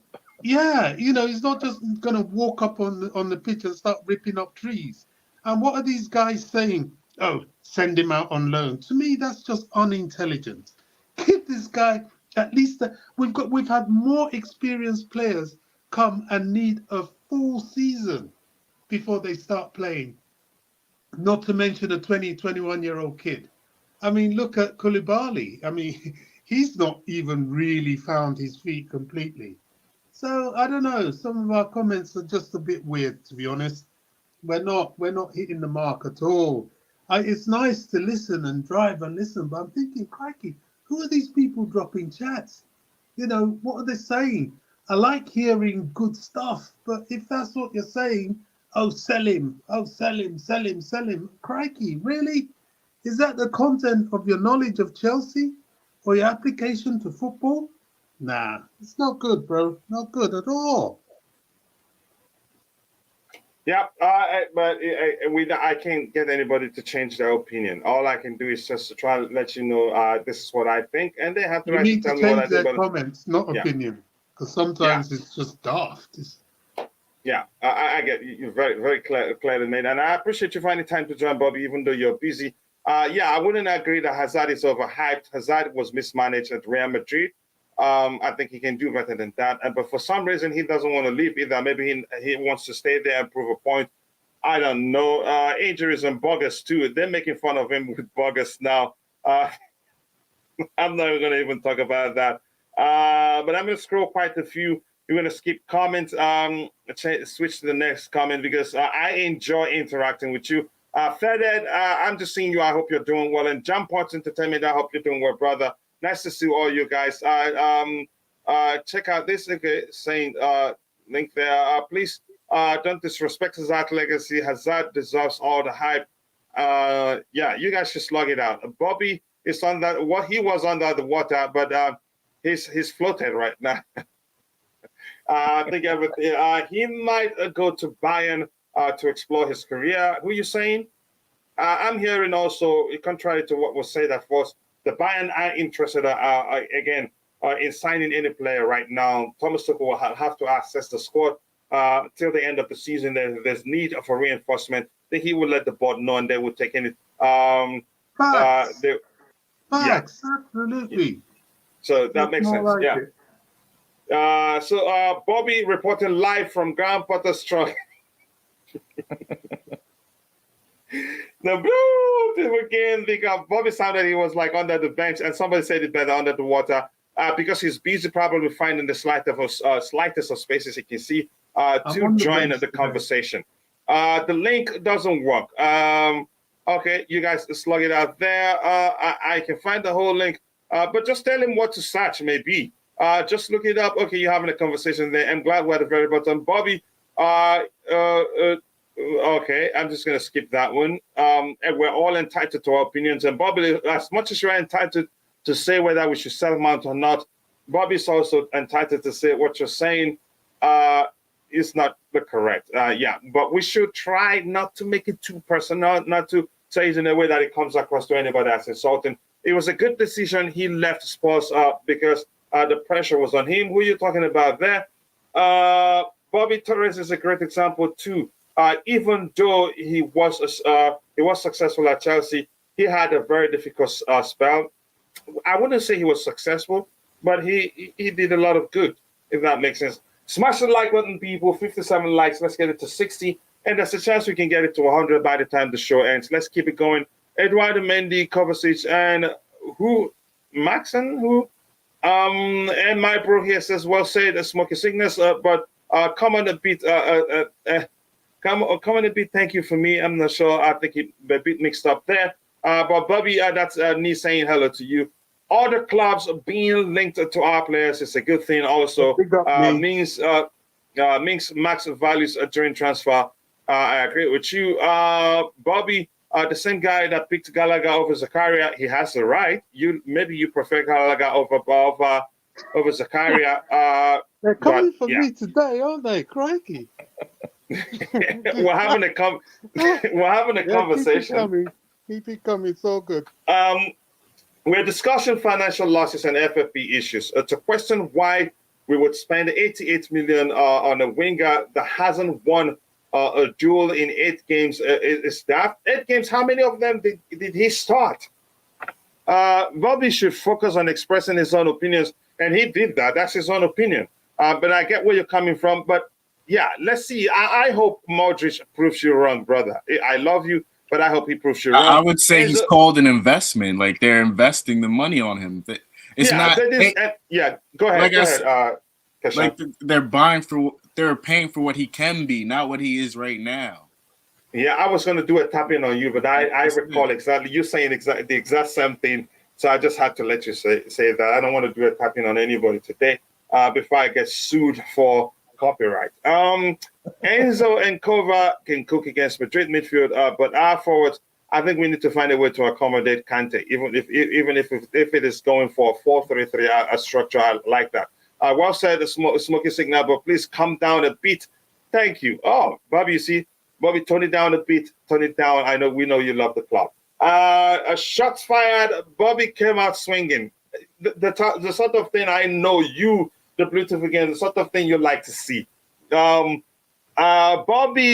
channeling his inner Kevin McAllister, preparing for the wet bandits coming for him.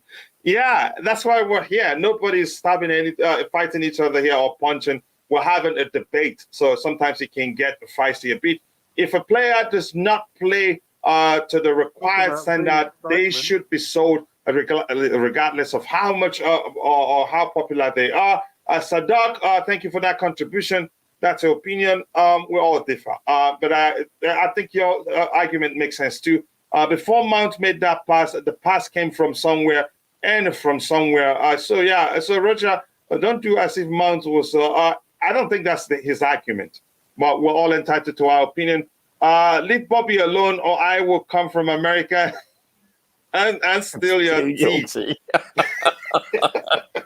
And you'll find a lot of it in the Boston Harbor, by the way. Yeah, and he had to use tea Yeah. in the analogy. Don't worry, Bobby. You're not Roger. Oh, man. For hatred, huh? Yeah, I get it. No, it's not. I know he's trolling. He's joking. I know Bobby understands. But that's, by the way, that's a good one. No matter the sport, time is always needed to adapt to the climate, a teammate, a food, culture, etc. People don't consider these things. And when clubs buy players from other clubs, plus in this case, his country is in the middle of a conflict. I don't think all his siblings and all his family members travel to England with him. That's a really if that makes sense. Point, Coach. Yeah. So yeah, let's move on from the Mount talk. I don't know, Bobby. Probably he's spoken his mind. The Anthony Barry case. I'm not sure anybody wants to say anything with regards to that. Anthony Barry's transfer to Bayern Munich from Chelsea is advanced, and Anthony has made it clear he wants to join Thomas Tuchel. That is something we've already talked about. So no need continuing with it. We emotionally want to keep Mount, but financially cannot let him go for free. Hence, yeah. Who did Anthony Barry make it clear to, or were they dreaming he was making it clear? I'm not sure. Exactly. But yeah. But go ahead. Go ahead with what you were saying, Bobby. I don't know. No, I'm just saying. You know, Anthony Barry makes it clear. Well, to who? I haven't heard from him. Have you? I haven't. And what we heard yesterday was he's not going to be seen. He's not something to the fact that he's not allowed to come to Cobham or near the club anymore. Okay. Yeah, that's what. Here's the thing: we're not there. It's all speculations until it happens.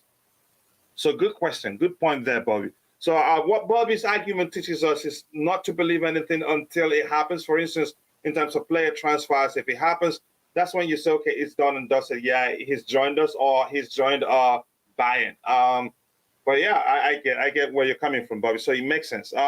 We emotionally want to. I think I've read that one. How much you rate Gallagher, Bobby, from 1 to 10? Bobby, if you want to rate him, you go ahead. What? Sorry, rate who? Sorry. Gallagher. He's asking how much you rate Gallagher from 1 to 10. Gallagher. No, I like Gallagher. You know, I really like Gallagher. I think he's not the most gifted, but his work rate and endeavor earns him a lot of kudos and potential.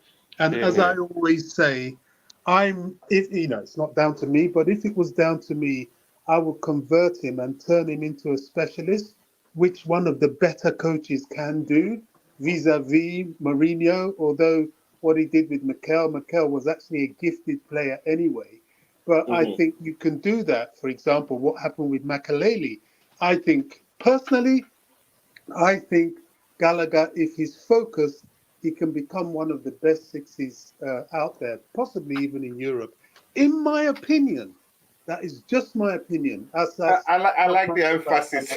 You know what I'm saying? Bobby, sorry, you know why I'm laughing. Roger, you know why I'm laughing too, right? Yeah. Why? What? The emphasis on in my opinion. Yeah, IMO. Yeah, because that's how all of us. Yeah, that's how all of us in the chat, no matter who you are, it's opinions. Except if we're dealing with facts, where we have to find something and say, this is how it is. It's a disclaimer. Yeah. No, but I love how Bobby ended that. So you've heard them. Mount's pass was long range, splitting the defense, putting Havertz through. Don't equate the shot pass with Mount, and it was instant one touch. Look, it was a good one. It was 3 passes I count there. Main defining Ben Chilwell. If you're talking about that final in the UEFA Champions League final, and Chilwell dropping it with a one-touch pass at the same time, he control and pass at the same time to find Mount to find. So let's not go into that argument, but it's all good. All the players did well.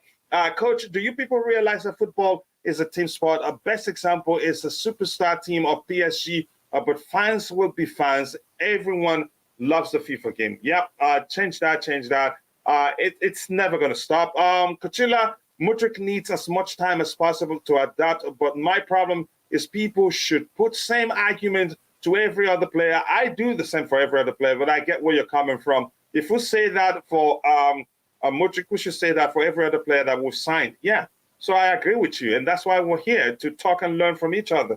None of us is an expert. None of us are, again, I don't know how else to phrase it. This is exactly what I wanted to convey. I would like to recollect that Benfica versus Arsenal game. That was a super football without superstars. Team, you see team from each. Respect your opinion, Mr. Bobby. Thank you so much for saying that kindly, Eugene. Bobby, if you like Gallagher, then you also like every average player who runs and chases. That's your opinion. Bobby understands there's something Gallagher can actually do, and he said it clearly. He's not the most technically gifted, but his work rate is what earns him a place in the team. If he was if he had more composure, I think he would be a way better player. Which comes with time. Right. How old is he? 29? Yeah, Who? he reminds me a lot. No, he's not 29. He's probably like 23. Gallagher? 22. Are you serious? I know what I'm doing. That's why I'm saying if he's saying just turned that if he can be 23 more last month, out on the ball, then I'm asking you, how old is he? This is something I see as he gains more experience. He learns how to, not to be in a rush to make decisions. I think that's one of his biggest problems. Always in a hurry, even when he needs to slow things down. 23 last month, coach. I know. I'm just asking. I wanted Sean to say that. He's a fetus. Yeah. He reminds me. Well, I wanted like, Keshan to say that. I know you realize that. Yeah, So yeah. he can improve, and the same reason is the reason why I'm arguing that the club. I don't see the club selling Ampadu. I don't see there's a chance if they can convince Callum Hudson-Odoi to take a pay cut. There's a chance they keep him too, because he's still just 22, isn't he? Even though people are sounding like he's done, he's finished. If that makes sense. So you can become a channel member. I shared the link there. We've gained 2 members today. Talking about players, go ahead.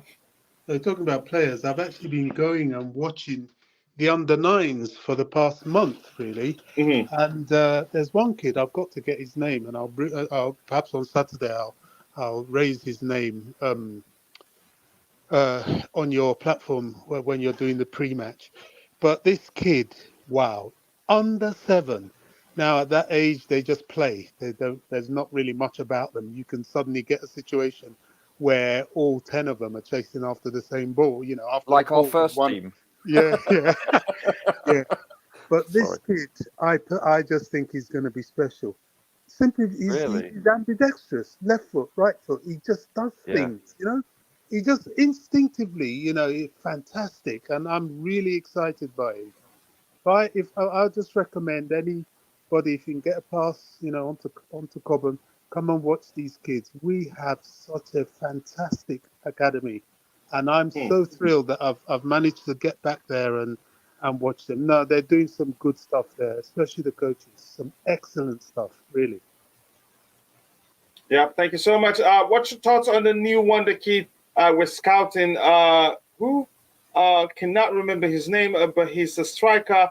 I think his name is spelled. Okay. Is he talking about Victor Roque, the Brazilian? No. I think he's talking about a different player. Roque, we're not scouting him anymore. We want to sign him if we can, if we get the opportunity. Yeah. Coach, it sounds like Bobby. It smells like Bobby. But that ain't Bobby. He would never put Mikel and Makalele in the same sentence, let alone call the cops. Somebody hacked him, you think? I think that's Bobby. Here's a link to become a member if you want to become a member. It's $2.99 a month. It will help us achieve a lot in terms of helping other people, not just for the channel.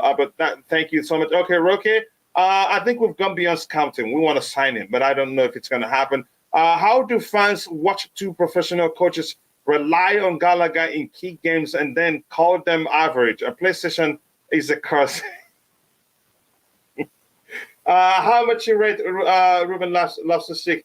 Okay, last one, Bobby. How much you rate Ruben Loftus-Cheek so we can move on to the next topic, please?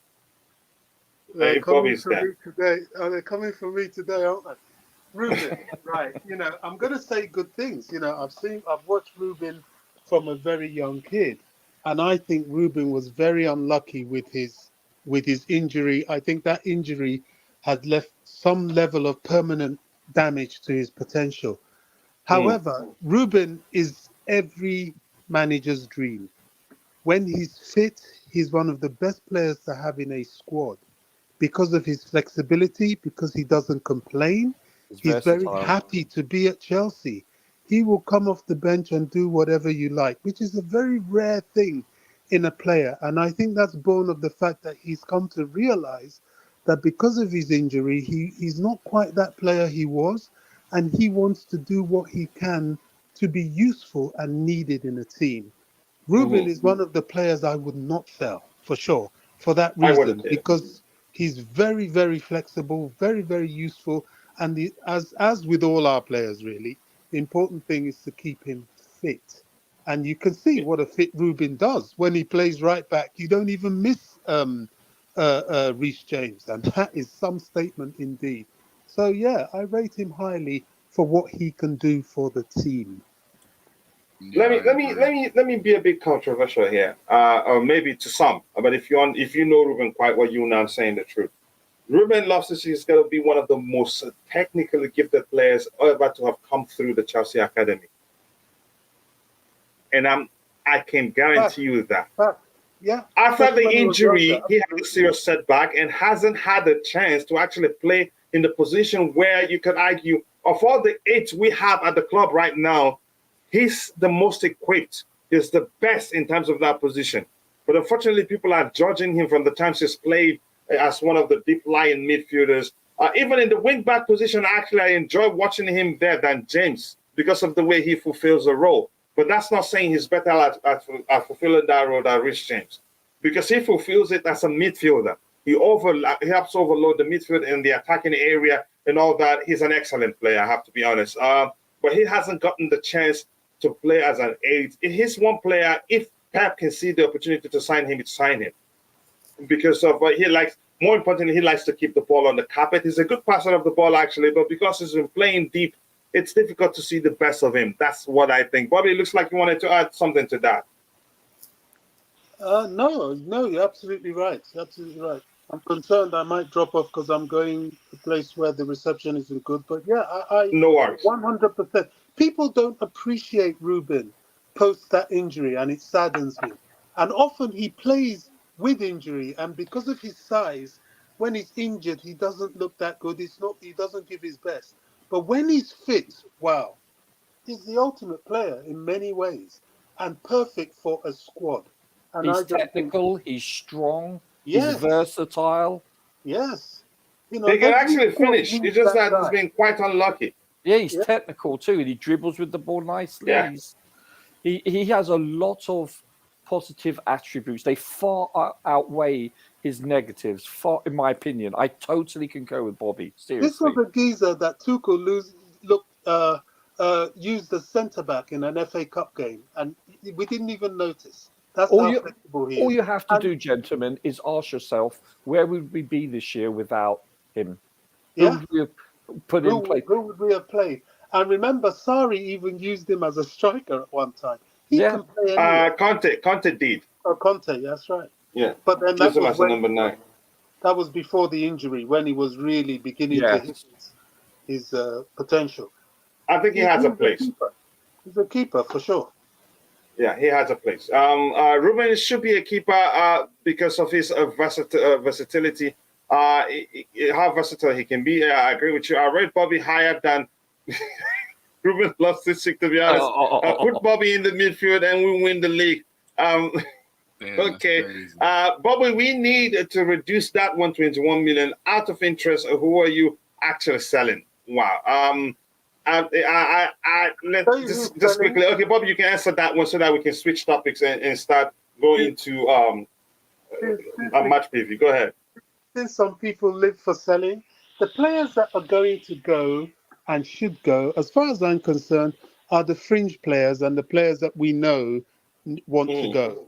And that is your Aubameyangs, your Mendy's, your sadly Ziyech. The high-profile one that could, raise some eyebrows is Pulisic, perhaps, but there are replacements that I think can be lined up for him anyway. Mendy. Mendy, sadly, I think a replacement is coming in for him as well. Aspilicueta is, I Ziyech, believe, going to go also. Yeah. Aspie, and looking on the um, academy line, I don't know if Cho is another one. Sadly, I think he Yeah. could move on if anybody would want to buy him. That is, but that's quite a number of players. What's that already? 6, 7? Yeah, That would that's- And then you got, I think, a couple of players that could go out on loan. Could be Omari Hutchinson and Lewis Hall, potentially. Yeah, could be. Omari, I feel sorry for him because he came to Chelsea because he didn't want to be on loan, but quite Yeah. clearly, especially for his size and physique, I think he's got to that point where doing a loan is not a bad thing. But him going on loan might mean some of the loan players will be sold. I'm concerned for the likes of Dejan Sterling. I've always liked him. I'm concerned for Ampadu. I really am. I am like him. too, very And much. and the one that will rock a lot of people because of the form of Chilwell and the coming form of Yes. Cucurella might be Matson. I don't really want to lose him, but he might be sacrificed. So there's enough players to go out before you start talking of people like Gallagher. Bobby, we have 22 people on loan currently. Exactly. So there's 22. enough sales that can be made from there towards offsetting the debt before you start talking of Gallagher. And of course, Mount, if he doesn't sign a contract, then, everybody will understand. We may not be happy, but they will understand. But that's where the line is drawn. We still need to be a powerful squad. We still need to be a squad with And don't strength forget, in depth. don't forget, we're adding Gusto, sorry. Yeah. Cuckoo. Cuckoo, yeah. Santos. Yes, exactly. Yeah, And then absolutely. what do we do with Zhao? Do we indeed? I'm thinking we're not going to push for Zhao. No, Really? I think That's we how will. I see it. I think we will. I think regardless of I beg to differ. whether Mount stays or goes, we have to get João Felix. I'm prepared to do that. Yes. Because if he thinks he's good enough to earn whatever it is he wants to earn at Chelsea, he should just shrug his shoulders and come and bench João Felix. Then I'll know he's a Chelsea player because that's what Lampard did. That's what Bobby, Zhao is the best at hitting the post in the league. Period. Well, there you go. So all Mount has to do for that. All Mount has to do is go one better and make sure it goes in the net. Yeah. Let's see it. Yeah, exactly. So, Hit the post more, right? I have no problem in them keeping João Felix at all. It's not a luxury. I keep referring to all he's a these key other player. clubs. I think if I can quickly interject, I think since his arrival, I think he's impacted alongside Enzo. Those two players have impacted our team more than any other in the technical arena. Their capabilities. You can see that they can play in any league on any given day. They are elite players, in my opinion. You can tell they are so technical. I think it would behoove us. It's imperative that we sign Zhao. He's young. He can only improve. He can only get better. I am so excited for him. I think if we don't get him, even if it's 100 million, hypothetically, I think we should get him. I think he has a huge future with us. Sorry, Bobby. Regardless of that, Roger, these owners, we're playing for the big prizes. We're not here to be also rans. We need a strong squad to achieve the objectives financially and in terms of the reputation of the club. League Cup, baby. Well, they're not messing around. They're no, not I know here that. to put together some mediocre team that's going to be languishing mid-table season in, season out. They're here to put a team that's going to be challenging for the top honours every season and collecting trophies. Yeah, and that's silverware. the only way they can make money out of the club. Yeah, they bought us to improve the value of the club. And the only way you do that is by winning. I totally agree. All right, let me catch up with the chat. I think that's it. We're going to skip some comments. We were going to talk about the stadium, do the stadium debate. I think we'll do that tomorrow, but we have to review the match with how much time we have left because, that's what the banner says. Mendy isn't one I count, to be honest. If we're selling, we're likely to go for a keeper. At least that's what I think. I know we have Slonina in the wing. Slonina is still very young, probably I don't know if he gets a chance. I'm not sure what the club wants to do with him. A report revealed that players are to include, to be sold, include Pierre-Emerick Aubameyang, Conor Gallagher, Ruben Loftus-Cheek, Hakim Ziyech, Christian Pulisic, Mason Mount, Mateo Kovacic, and goalkeeper Edouard Mendy. That's some list right there. Did Cho tell you guys he wants to go? Are you saying Cho has to go? He didn't say it, but people feeling like, unfortunately, he was. But to me, I feel like he's still 22. I think the club will push to see if he would take a pay cut and stay because he's young. You can't say it's his career is done at 22. We have had 2 years of losses and 600 million of spending in 6 months. Selling players is no longer a football decision; it's a financial one. Oh yeah, you don't need to tell me that, really. Checking in to give you a like. Sorry, I cannot watch your program like I used to. Busy. I understand, probably busy at work. Bills don't pay themselves, so please don't lose your job because you want to join. But thank you for finding the time to drop the like. The likes do go a long way. Sorry to interject. I just wanted to add to what was said about that comment. Yes, there is a financial decision to sell players, of course, but always remember the context. Unlike most other clubs, we have had a sale, we have had to deal with 2 sanctions that have inhibited the financial ability of the club. And to stay at the top, you have to spend at the top. So before people start saying, oh, we've just been lavishing money, no, it's not been stupid expenditure. It's been necessary expenditure and explainable expenditure. And I would be surprised if the Premier League, at the very least, cannot be sensible enough to understand the potential damage that sanction could have caused to a club. And they have to understand that this club is, as much as they don't like Chelsea and want certain clubs to win and all that, Chelsea is still a valuable member of their product. And to damage that product will be that part of the product will be to damage the whole product. So, this FFP, yeah, we have to play games, but we have to be in line. But there is a reason we've made these big expenses. All right. Thank you to Real James for finding the time to join. The likes you've come to drop for us does go along with concentrate. Please don't lose your job. Thank you so much. Another 85 for João Stupid. I don't think the club is going to do that, but let's see what happens. Well said. Chelsea fan base is funny. Oh, yeah. Good argument. Personally, I'm okay with Copom. We're not going to talk about the stadium today. Bolly got other ideas. He thinks it's a cattle market. Okay. Felix looks pretty in possession, but his output is average. He's also defensively poor. He's not a 90 million player. Okay, let's see what the club does. So I'm going to skip past quite a lot. Sorry, guys. I can't get everything. Cheers at Bobby Fairview. Fact, Mourinho's main goal right now for his own benefit are to either run down his contract or get a big salary at a big club, which will have to pay him every day. Let us a review of Aston Villa coach. Yeah, I'm not sure the structure. We're not going to do we're not going to do formation today. We'll do the formation tomorrow. Felix, we should sign him permanently and keep Mason Mount as well. It's not going to be easy to do that. I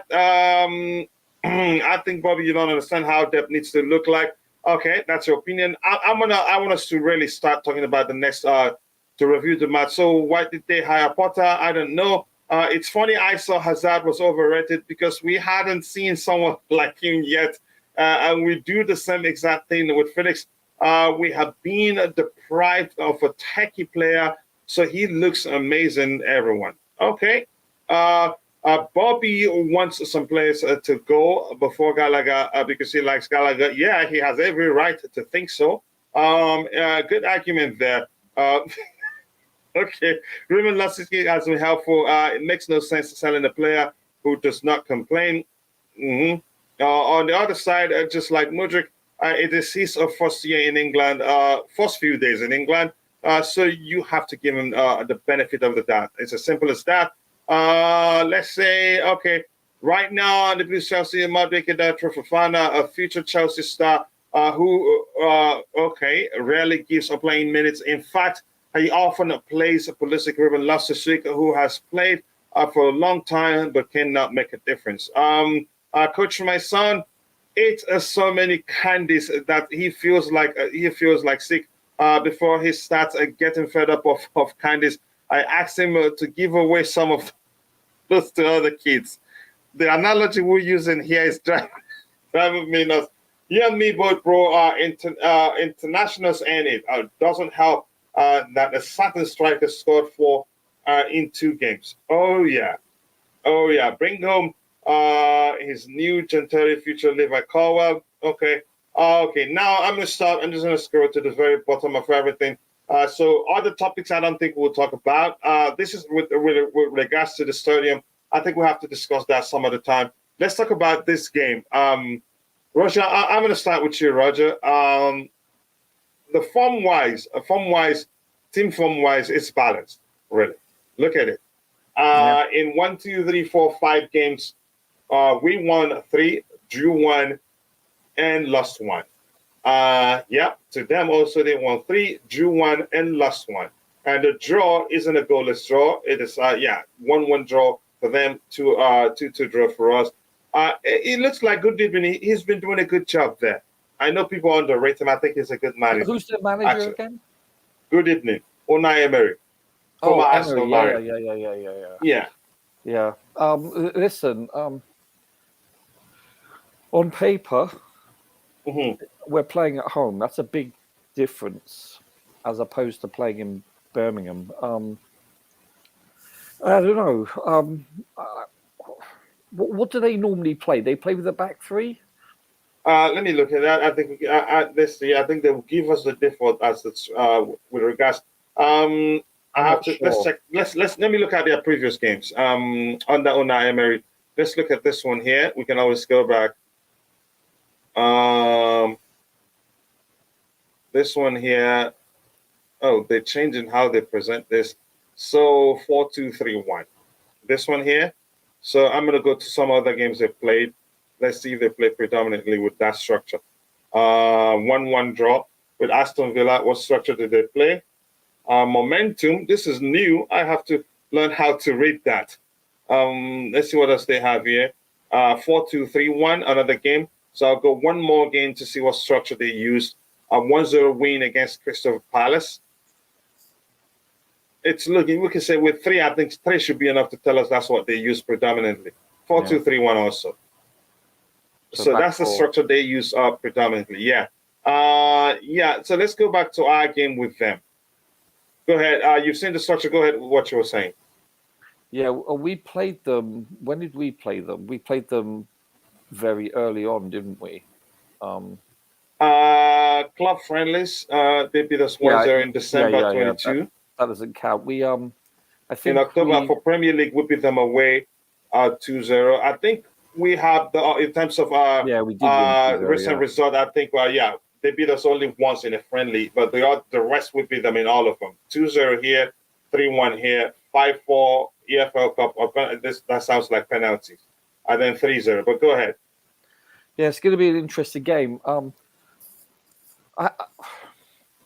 Listen, we've got virtually everyone back. I know Reece is an issue. I'm quite confident. You can't say we have everyone virtually back because this is you could say in a village of injured players. Some of them are back in training, but probably most likely will not start. Wesley Fofana doubtful. Thiago Silva mid-April. Reece James doubtful. Raheem Sterling early April. He's back in training, but I don't think he starts. Pierre-Emerick Aubameyang doubtful with back injury. Hip injury for Mason Mount early April. Kai Havertz illness. What happened to Kai? I didn't know Kai was hurt. He had to leave the German national team camp. I wasn't aware of that. Yeah, because he was ill or some sorts of illness. Mendy doubtful. Cesar Spilicueta doubtful. Amanda Broya let August. So we still have a lot of players out, but I think we have enough good players available to beat them. We have that. Yeah. You know. N'Golo will probably get 10 minutes, 10, 15 minutes, I assume. He may well start. He played 16 minutes in that friendly he played against Charlton. Did he really play that many minutes? 16 minutes. Yeah, as reported. 16 minutes. I think I saw that on the club website too. 16 minutes, which means he's ready. Yeah, And probably, go ahead. I would like to see him come on for 20, 30 minutes, 15 to 30, let's say. I would like to wean him back, because we're not making top 4. We can make top 7, I believe, but it's imperative that we have him for the Real game, obviously. So Yeah, but he needs these matches to be match fit. no, yeah, exactly, and sharpness too, Yeah. because but how many games do we have prior to the Real game? I think it's 2 or 3, right? The Real games? Yeah, I think it's 2 or 3 more games before we play Real. We play them. Let in me 2 look at it. weeks. Go ahead with what you're saying. The Real game is on April the 12th, I think. So yeah, so that's just under 2 weeks. So we're going to play at least 2 to 3 more games prior to that. So and we can't just be saying we want him to play in that game and keep him on the bench because of that. He needs to play. So let me count it for you, Roger. Let me count it for you, if you don't mind. Should I go ahead? Yes, please. Okay. So we play on April 1st, we'll play Aston Villa.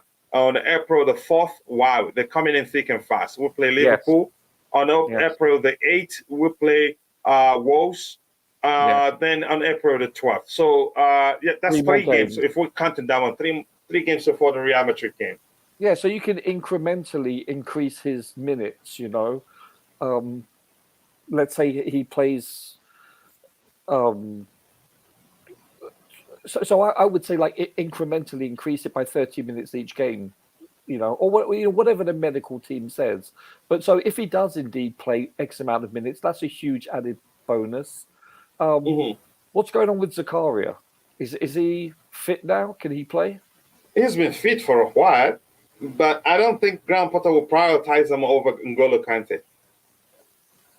Oh, okay. Well, we have depth. No, that's my opinion. In my opinion. Yeah. No, I get it. No, we have depth in the midfield. My only reservation is that we're not clinical, and we look a bit wobbly in the back. But that needs to change. We need to go back to being very tight in the back.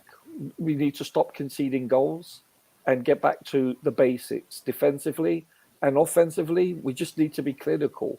I like the way we've been playing. Do you understand? Let's. So I think what he's, although I don't know the time zone he's mentioning there, I think what Glenn is saying with regards to the time at which the game will start, I think it's an evening game. Yeah, it is. Yeah. And it looks like Chelsea don't usually do well during evening games. Is that what he's saying? Well, listen. I think that what I've heard before is early morning games is where Chelsea seem to struggle. Yes, I think most teams do. To be honest with you, I think it's hard because it's so the preparation is so much more different when you don't play at 3:00 in the afternoon. That used to be the normal time for starting in the afternoon was 1500 hours. So, yeah, these noon kickoff games is a bit harder on the players. Evening games I don't think will matter. Obviously heat is not an issue over here. Trust me, it's not. I don't know. I think, to be honest with you, I think we need to go back to basics. I'm confident we can win this game if we play to our abilities. Regardless of the formation. Be interesting to see, does he depart from the back three? That's the interesting thing. That's if Rhys James isn't ready. Look, Ruben has played there for him, and he executed that role very well. No, I agree. I'm going to be very intrigued about what he does because so far, if I'm not mistaken, we've played the last 4 games in the back three, haven't we? Can't remember. And here's the thing: most people don't pay attention to. Graham Potter likes a back three approach, so it's not like we're the one that forced him to do that. Yeah, if that makes sense. No, yeah. The Villa game is huge. 10 versus 11. Yep, I agree. It signifies up or down for the rest of the season. Yeah, it's one game we're going to win. I'm looking for people talking about the game. Coach, this is a game we must win to cement that 10th place. We have a tough run in until the end of the season, so we have to win this one to pick up that point. We're in 38 points right now, so if we win that one, we'll go 41 points. That means no relegation battle. Kante Silva, ETC not starting. Enzo only returned yesterday. Yeah, so I don't think Kai Havertz starts either. Let's say Enzo only returned yesterday, so there's a chance he doesn't start, but I doubt that. Yeah. If he just returned, that's a lot of travel. South America. Yeah. No kidding. Okay. There's a chance he wouldn't start. But Kante is back. But let's see whether Kante and Kova have played together quite a lot. So maybe that's what we'll see start the game.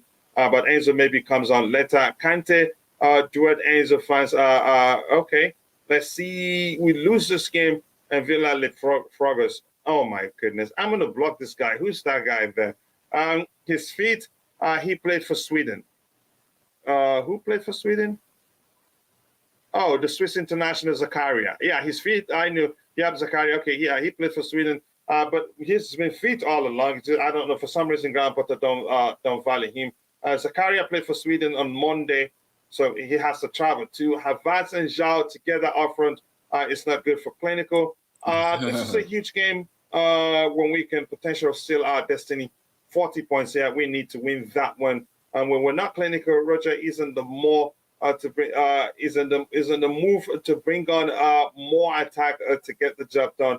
Why do we constantly see the wrong subs from Potter when we need to kill off games? Who's the attacker you're talking about, though? Who are we going to bring in? So here's the deal.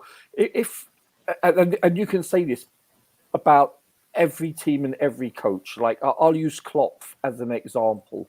His first 3 or 4 years with Liverpool, he would have a lead and he would still want to play rock and roll football, and they would concede late week in, week out. And it would drive my cousin, who's an avid Liverpool fan, round the bend. Only in the last 2 to 3 years has he been more pragmatic when having a lead.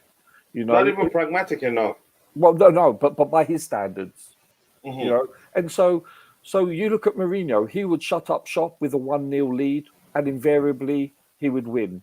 Well, obviously, when you have that kind of caliber of players, quality on the pitch, you know, you can do that. So if a coach sees that we're winning and we have a lead and he shuts up shop, and that team concedes, he's going to be crucified for not putting attacking players on. Conversely, if you've got a lead and you don't shut up shop and you're not pragmatic and you put on more attacking players, the critics will say, why didn't you shut up shop? It's that simple. So you're damned if you do. Yeah, and you're damned if you don't. It's that simple. Yeah. It all depends on execution. Yeah. Keshawn, you wanted to add something? Sorry, Keyshawn. Yeah, no. I just think we don't have anyone that can be that clinical up front on this roster. Well, I think the criticism has been we could have put on Modric versus Everton to stretch the field because they're coming out. They want to equalise, and that would have scared them. I think that was the major criticism. And it has some legitimacy to it. But I personally believe if you can't, you know, restrict Everton, one of the lowest scoring teams, if you can't prevent them from scoring, then you have issues defensively. And that's exactly what transpired. You know, Tarkowski jumped above 2 of our defensive linemen. You know, come on. Yeah, that's not possible. Yeah, Tarkowski was looking like Maldini. Exactly. So you have to question the desire of the defensive players, and I'm saying that biasly from a goalkeeper's perspective. All right, let's look at this. The English football landscape change every season. The team change, the money changes, the rules change. The levels change. We ain't got time for a slow process. The Super League is coming soon. I think we're going to be part of the Super League, and it survives this time. Every game must win. Yeah, what are we? Yeah, that's the truth. I agree with Potter's lawyer. We need to be more clinical and have better protection of our defense. Does he mean like a striker? The DM? The 2 positions his client doesn't play. And I know he understands that quite well. Yes. Yeah, and he and I are the best. Again, we're one of those that started preaching that from time. Why is Kante not starting? It could be a good warm-up game for him. We're not saying he's not going to start. We're not doing the lineup right now. I think we'll do the lineup tomorrow. We would have had been 10th. Okay, Let's see anything else. Sack Potter after this match. Yeah, it sounds easy, but he stays. If Chelsea don't have confidence of beating a Villa at home, then there's a major issue. The Swiss coach knew Zakaria can play 90 minutes, just like how Southgate knew Mount was available for selection. I wonder why Potter cannot pick this player too. I'm not sure why. I honestly don't know, and then I'm not going to lie. Mount Pulisic is wasn't good. available for the England squad. Yeah. What are you talking He about? got injured. Yeah, he has some sort of injury. Not good, but best what we have right now. That's the truth. It says, Roger, if we go all out for the remaining season, it could build a big momentum for next season. CFC have nothing to lose now. Wouldn't it be better to be able to create that fear factor again? I think that's a solid argument. And some would say give the young players a chance. Give them a chance. Mason Mount scored twice the last time we played Aston Villa, but unfortunately he's not available. He's injured. So let's look at the insights here. The insight, usually, I pay attention to this quite a lot. It gives you an idea of what the outcome may be likely. We've looked at our team form. It's matched. It's pretty much matched. We're ranked 13 in goals scored per match, 1.1 goals per match. Let me see, they're ranked 11th in goals scored per match, so they're better in that department. If you're comparing that, Chelsea and Aston Villa have not drawn any of their last 6 matches against each other, which means, one team must win. That's how I see it. The fact that we haven't drawn any of our last 6 matches or 5 matches, is it there? 6 matches. So the likelihood, I can't speak, of the game ending in a draw is very high, if that makes sense. Kai Havertz has the most shots on target per match for Chelsea, 1.1. That's not bad. They have scored 9 goals in their last 5 matches. Woo! Okay. They scored 2, 4, 5. Okay, 6 and 9. And how many have we scored? We scored 1, 3. 1, 3, and 6, and then 8. This one better than us. So that's not that's something I consider big. Ollie Watkins has the most shots on target per match for Aston Villa, 1.4. So he's better than Havertz. Havertz is 1.1. But here's the thing: the insight that stands out for me is that we haven't drawn in our last 6 matches, which means one of us has to win. But which team is more likely to win? They are 11 in terms of goals scored, but they are averaging 1.3 goals per match. We're averaging 1.2 goals per match. So if you're looking if you're trying to, come to that conclusion as to which of the 2 teams will win the match, you'd say it's Aston Villa, given the insights we've looked at. Keshan, you want to say anything, or should I start with Roger? Okay, Roger, you go ahead. What do you make of the insight? Where is it? Let's have a look here. You want me to show you again? Yeah, I'm sorry. No problem, brother. I'm saying if you look at it, we're ranked 13th. You're talking about that? Yeah, I'm sorry. Yeah. Can you scroll up just a little bit? Who did they play? They played West Ham, Palace. Those are not Everton, easy games, really. Arsenal, yeah. I haven't seen much of Aston Villa this year, to be honest with you. And then you look at our opposition. I mean, I personally, I think. Listen, they have a new manager bounce. Also, we need to take that into consideration. When did he join them? It's been about 7, 8 games, give or take. Go ahead. I'll find out for you. When did Because Frank leave? I think they've gone beyond the new manager bounce time. Actually, not Frank. I mean, while. it was the Liverpool guy. What's his name? The midfielder, Steven Gerrard. He was their coach before, right? So he's been there for up to 3 months plus right now. Has he really been there that long? Wow. Okay. Yeah, that's a long time. That's what I'm thinking. I could be wrong. Time flies, doesn't it? So yeah, maybe the new manager bounce has dissipated. They look like they've turned the corner. That's for sure. They've stabilized the ship. They really have.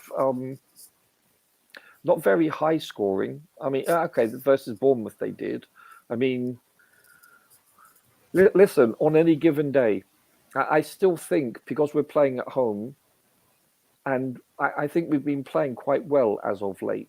You know, there has been some, shall we say, dips in form, especially defensively. But I'm quite, shall we say, optimistic that I think we can get 3 points. And I've been really apprehensive lately, but no, I'm quite confident against these chaps. So how about the fact? Let me highlight 2 factors for you here now. Just give me a minute.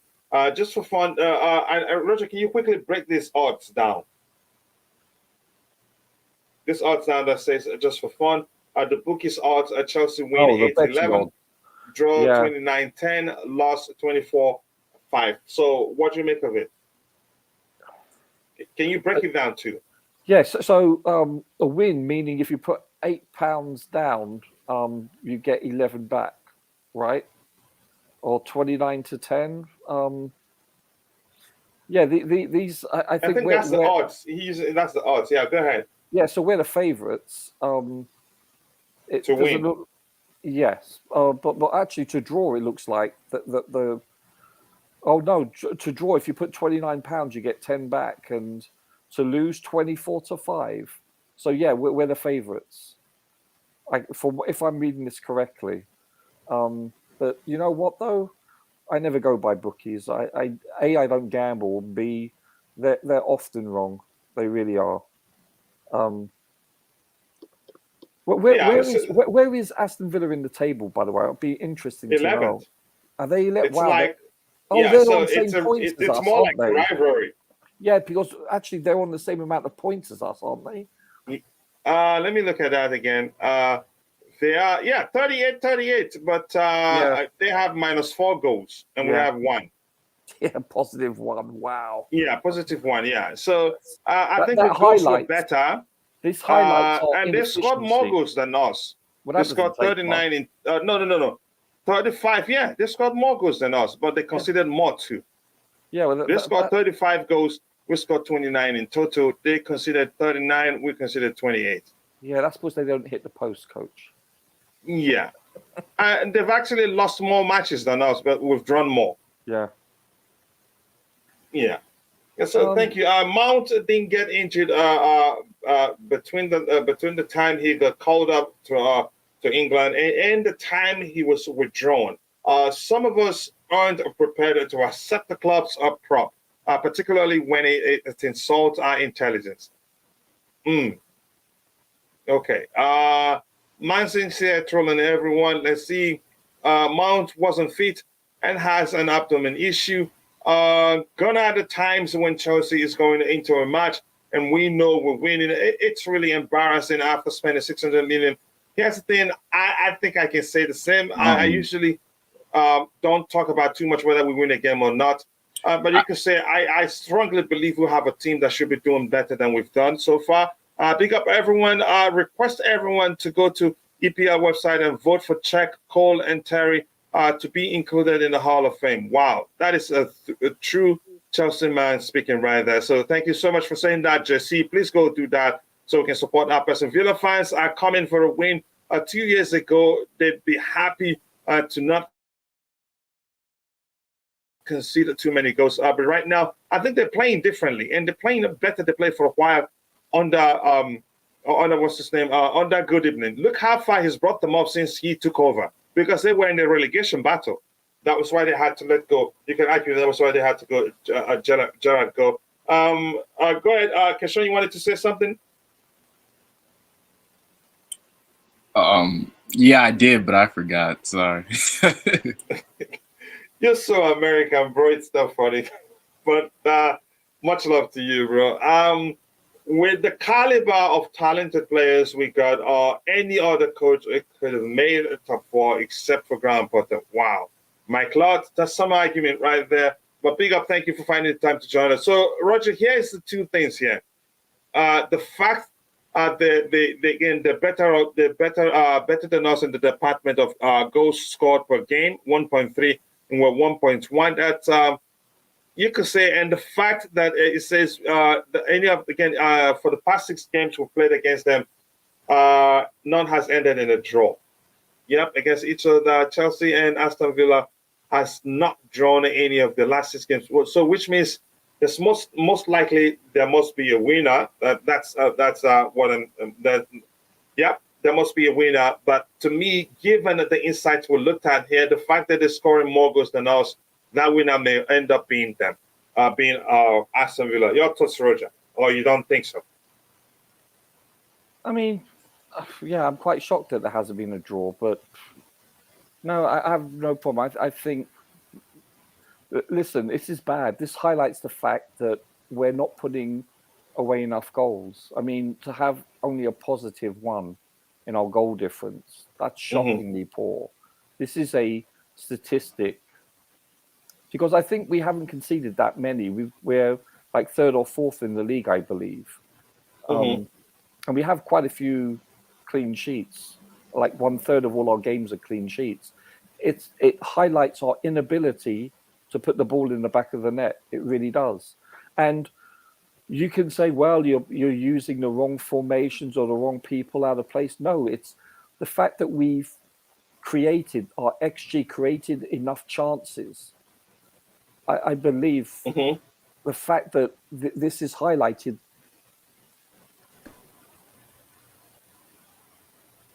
that we're not meeting our XG defensively, so which is a good sign, which means that we've negated a lot of the opportunities created by our opposition, but we certainly haven't done that offensively, and we've been very poor in front of goal, very poor. We've and been, really, I mean, for a lot of players, especially aerially, you know, from corner set pieces, where we're so poor in both categories. That needs to change. That really does. The goals change. It does matches. need to change. Yeah, goals change matches, and we are not putting away enough chances. That's and look at this. Top scorers. Oli Watkins, he has how many goals in total? 9 goals. Kai has 9, and they both played equal amount of games. The rating 7.4, which means Watkins has done better. Goes 9 to Kai Havertz 7. Assists. Watkins has 5 assists. Yeah. Plus 9 goals. That's one player I don't hear Chelsea players talking about or signing. I'd take him over Ivan Toney. Honestly, how old is he? Yeah. Oh no, I would take Tony over him by far. Why'd you say that? He's 27, and how old is Tony? That don't matter really. Yeah, they're the same age basically. No, Ivan Toney's. Well, Watkins, I believe, has an history of injuries too, if I'm not mistaken. But he's been a bit unlucky. But no, I'm trying to think. Is he the player that had major knee surgery on both legs? I can't remember. I think it may be him. I may be mistaken. But no, I would take Tony in a heartbeat over him. That's just my opinion. Doesn't mean anything. But this highlights our inefficiency, where you have no disrespect to Aston Villa, none whatsoever. Don't forget that they've won the Champions League before, a long time ago. But listen, we are offensively subpar. We're in the lower category in the league. We really are very subpar. So you agree now, given the insights we looked at, but that doesn't mean that that's again we cannot be certain that the outcome of the game, with regards to what the outcome of the game will be, given the fact the insights leans towards them winning, because they have a better striker, more efficient striker. Prolific maybe. Yeah, exactly. Yeah. Plus, go ahead. The reason why, coach, is we are creating enough chances to win games, but we don't execute. Until that changes, you're going to see ups and downs. You're going to see peaks and valleys. Very, very inconsistent. That's what we are. And until that is addressed, until we start scoring from defensive players, from midfielders, from forwards, whether it be wingers or a fluid number 9, however you want to term it, until we start scoring from free kicks, etc., then what you've seen this year will continue until we start being more prolific in goal. Yeah, It's that I'm going to simple. look at. I'm going to have to look at Watkins again to see maybe I should do a scouting video on him. Look, against Bournemouth 7.6, against West Ham United man of the match, against Crystal Palace 7.1, against Everton 8. He's had a 8.3. couple of These are all his ratings. Yeah, against Man City 7.7 rating. Go ahead. Yeah, he's had a couple of call-ups for England, if I recall. But I And here's believe why the only time he had anything below 7 is 1, 2, 3 games. So it has all been in green zones. Go ahead with what you were saying. Sorry. Someone correct me. I think he's the chap that has had knee injuries historically. I think At one time, but I think he stays fit most of the time, really. Yeah, or am I mistaking him for someone else? But no, I don't think so. I think you're right, but I don't think he's injury prone. I think he's good.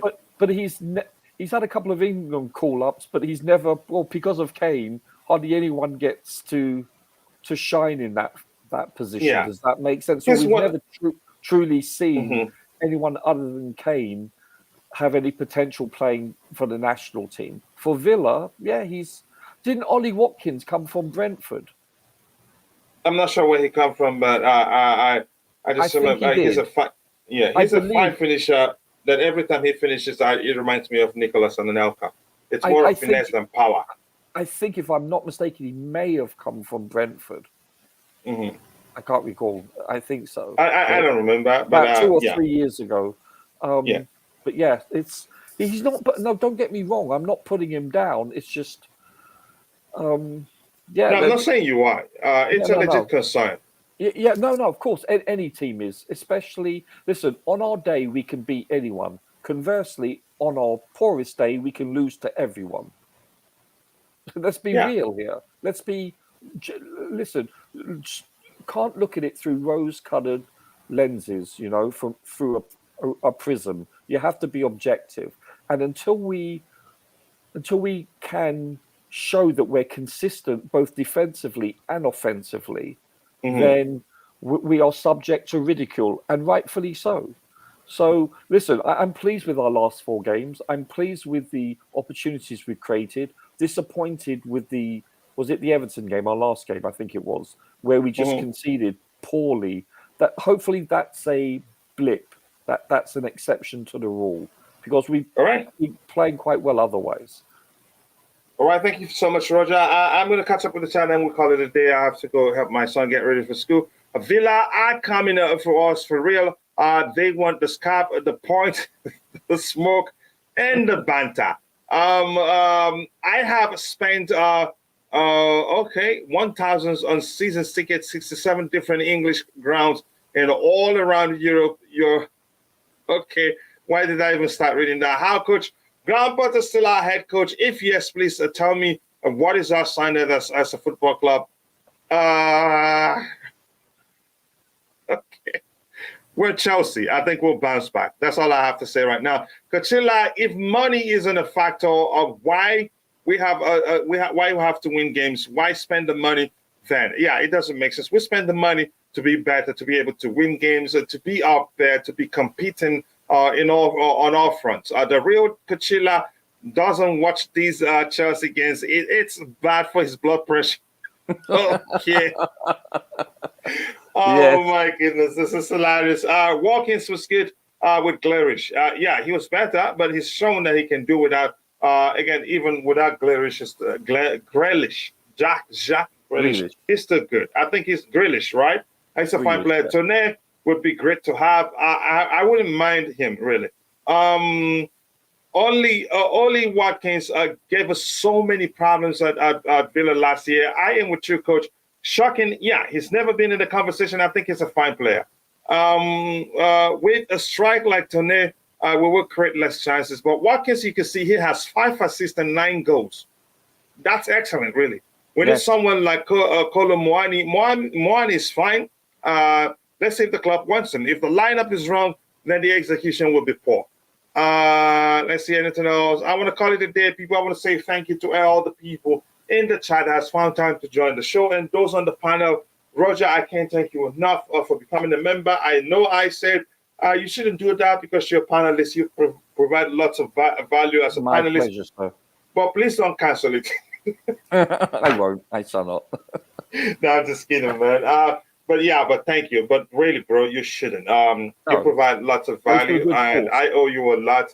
And hopefully, we'll find time to share beer someday. That is, if you're into that. Yes, a cold one. And Vegas is a place to visit, man. Yeah, I've been there many a time. Trust me. Yeah. No wonder you asked me if I've been to a buffet, but we'll talk more. I've been to many buffets there. It's just like there's some good places for buffets. Lots of good places. Thank you to my bro Roger. Thank you to my bro Keshawn, the New York guy. I appreciate you all. Thank you to Zion. Big up, bro. Much love to you. Big up, Bobby Fairview. Big up a Chimera. Every time I want to end the show now, it's slow. It's hanging. Why is it frozen right now? Please let me round up the show. Big up to Bobby Fairview. I can't. Maybe I have to use this window right here. It's Chimera's fault. Every time. I now want to end the show now. I'm frozen. And you guys can hear me, but I can't change anything there. Let's see if that happens often, doesn't it? I noticed that. Yeah, every time. I want to end the show, then there's a problem. But it has been going well. It's Keyshawn, still not ready. So, Keyshawn. Yeah. So I'm going to still get into ending whether he likes it. You too, brother. As always, Coach, a pleasure. It's still frozen. Never fails, Coach. You never. Chimera is laughing and saying he apologized. Do you really mean that? No, that was funny, actually. That was funny, Chimera. That was funny. Big up Blue Class Media. Big up Kashan. Big up, and please go check out. Big up Thomas Bass, Mudrik Pustat. Big up everyone. I think he starts too. Hope so. To my bro, please click the 3 dots to the right of his name. Go subscribe to his channel. An excellent channel. Believe me, you will not regret it. Big up DJ, my bro. Much love to you. Great stream, Kachila, as always. The DJ, panel and everyone in the chat. Peace. And look, this one that calls himself my brother. He's laughing at me because I'm frozen. Yeah. He's having a good laugh. And big up to my bro, Bobby Fairview. Much love. Much love. I always like arguing with you. And yes, you and I are going to have a brawl with regards to Modric, whether he's good or not. Big up to Kishan there. He's on the panel. I've said that. Big up to Gunter Botsky. Big up to Eugene, my bro, another devil's advocate in the chat. Chimera, whoever. If I miss your name, apologies. Chelsea all the way. KF, big up to all of you. Thank you so much for finding the time to join the show. And if I miss your name, apologies. I'm only human. See you guys next time. God bless us all, and bye. Take care. Cheers. Peace. Thank you so much.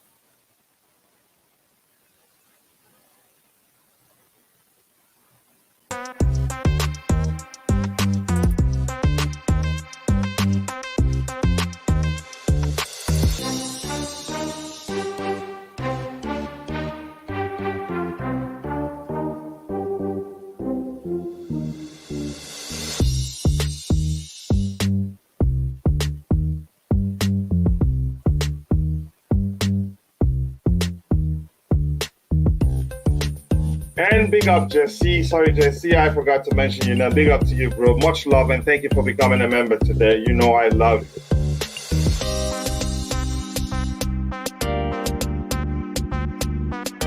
Yeah, much love and big up to you, my bro, Jesse.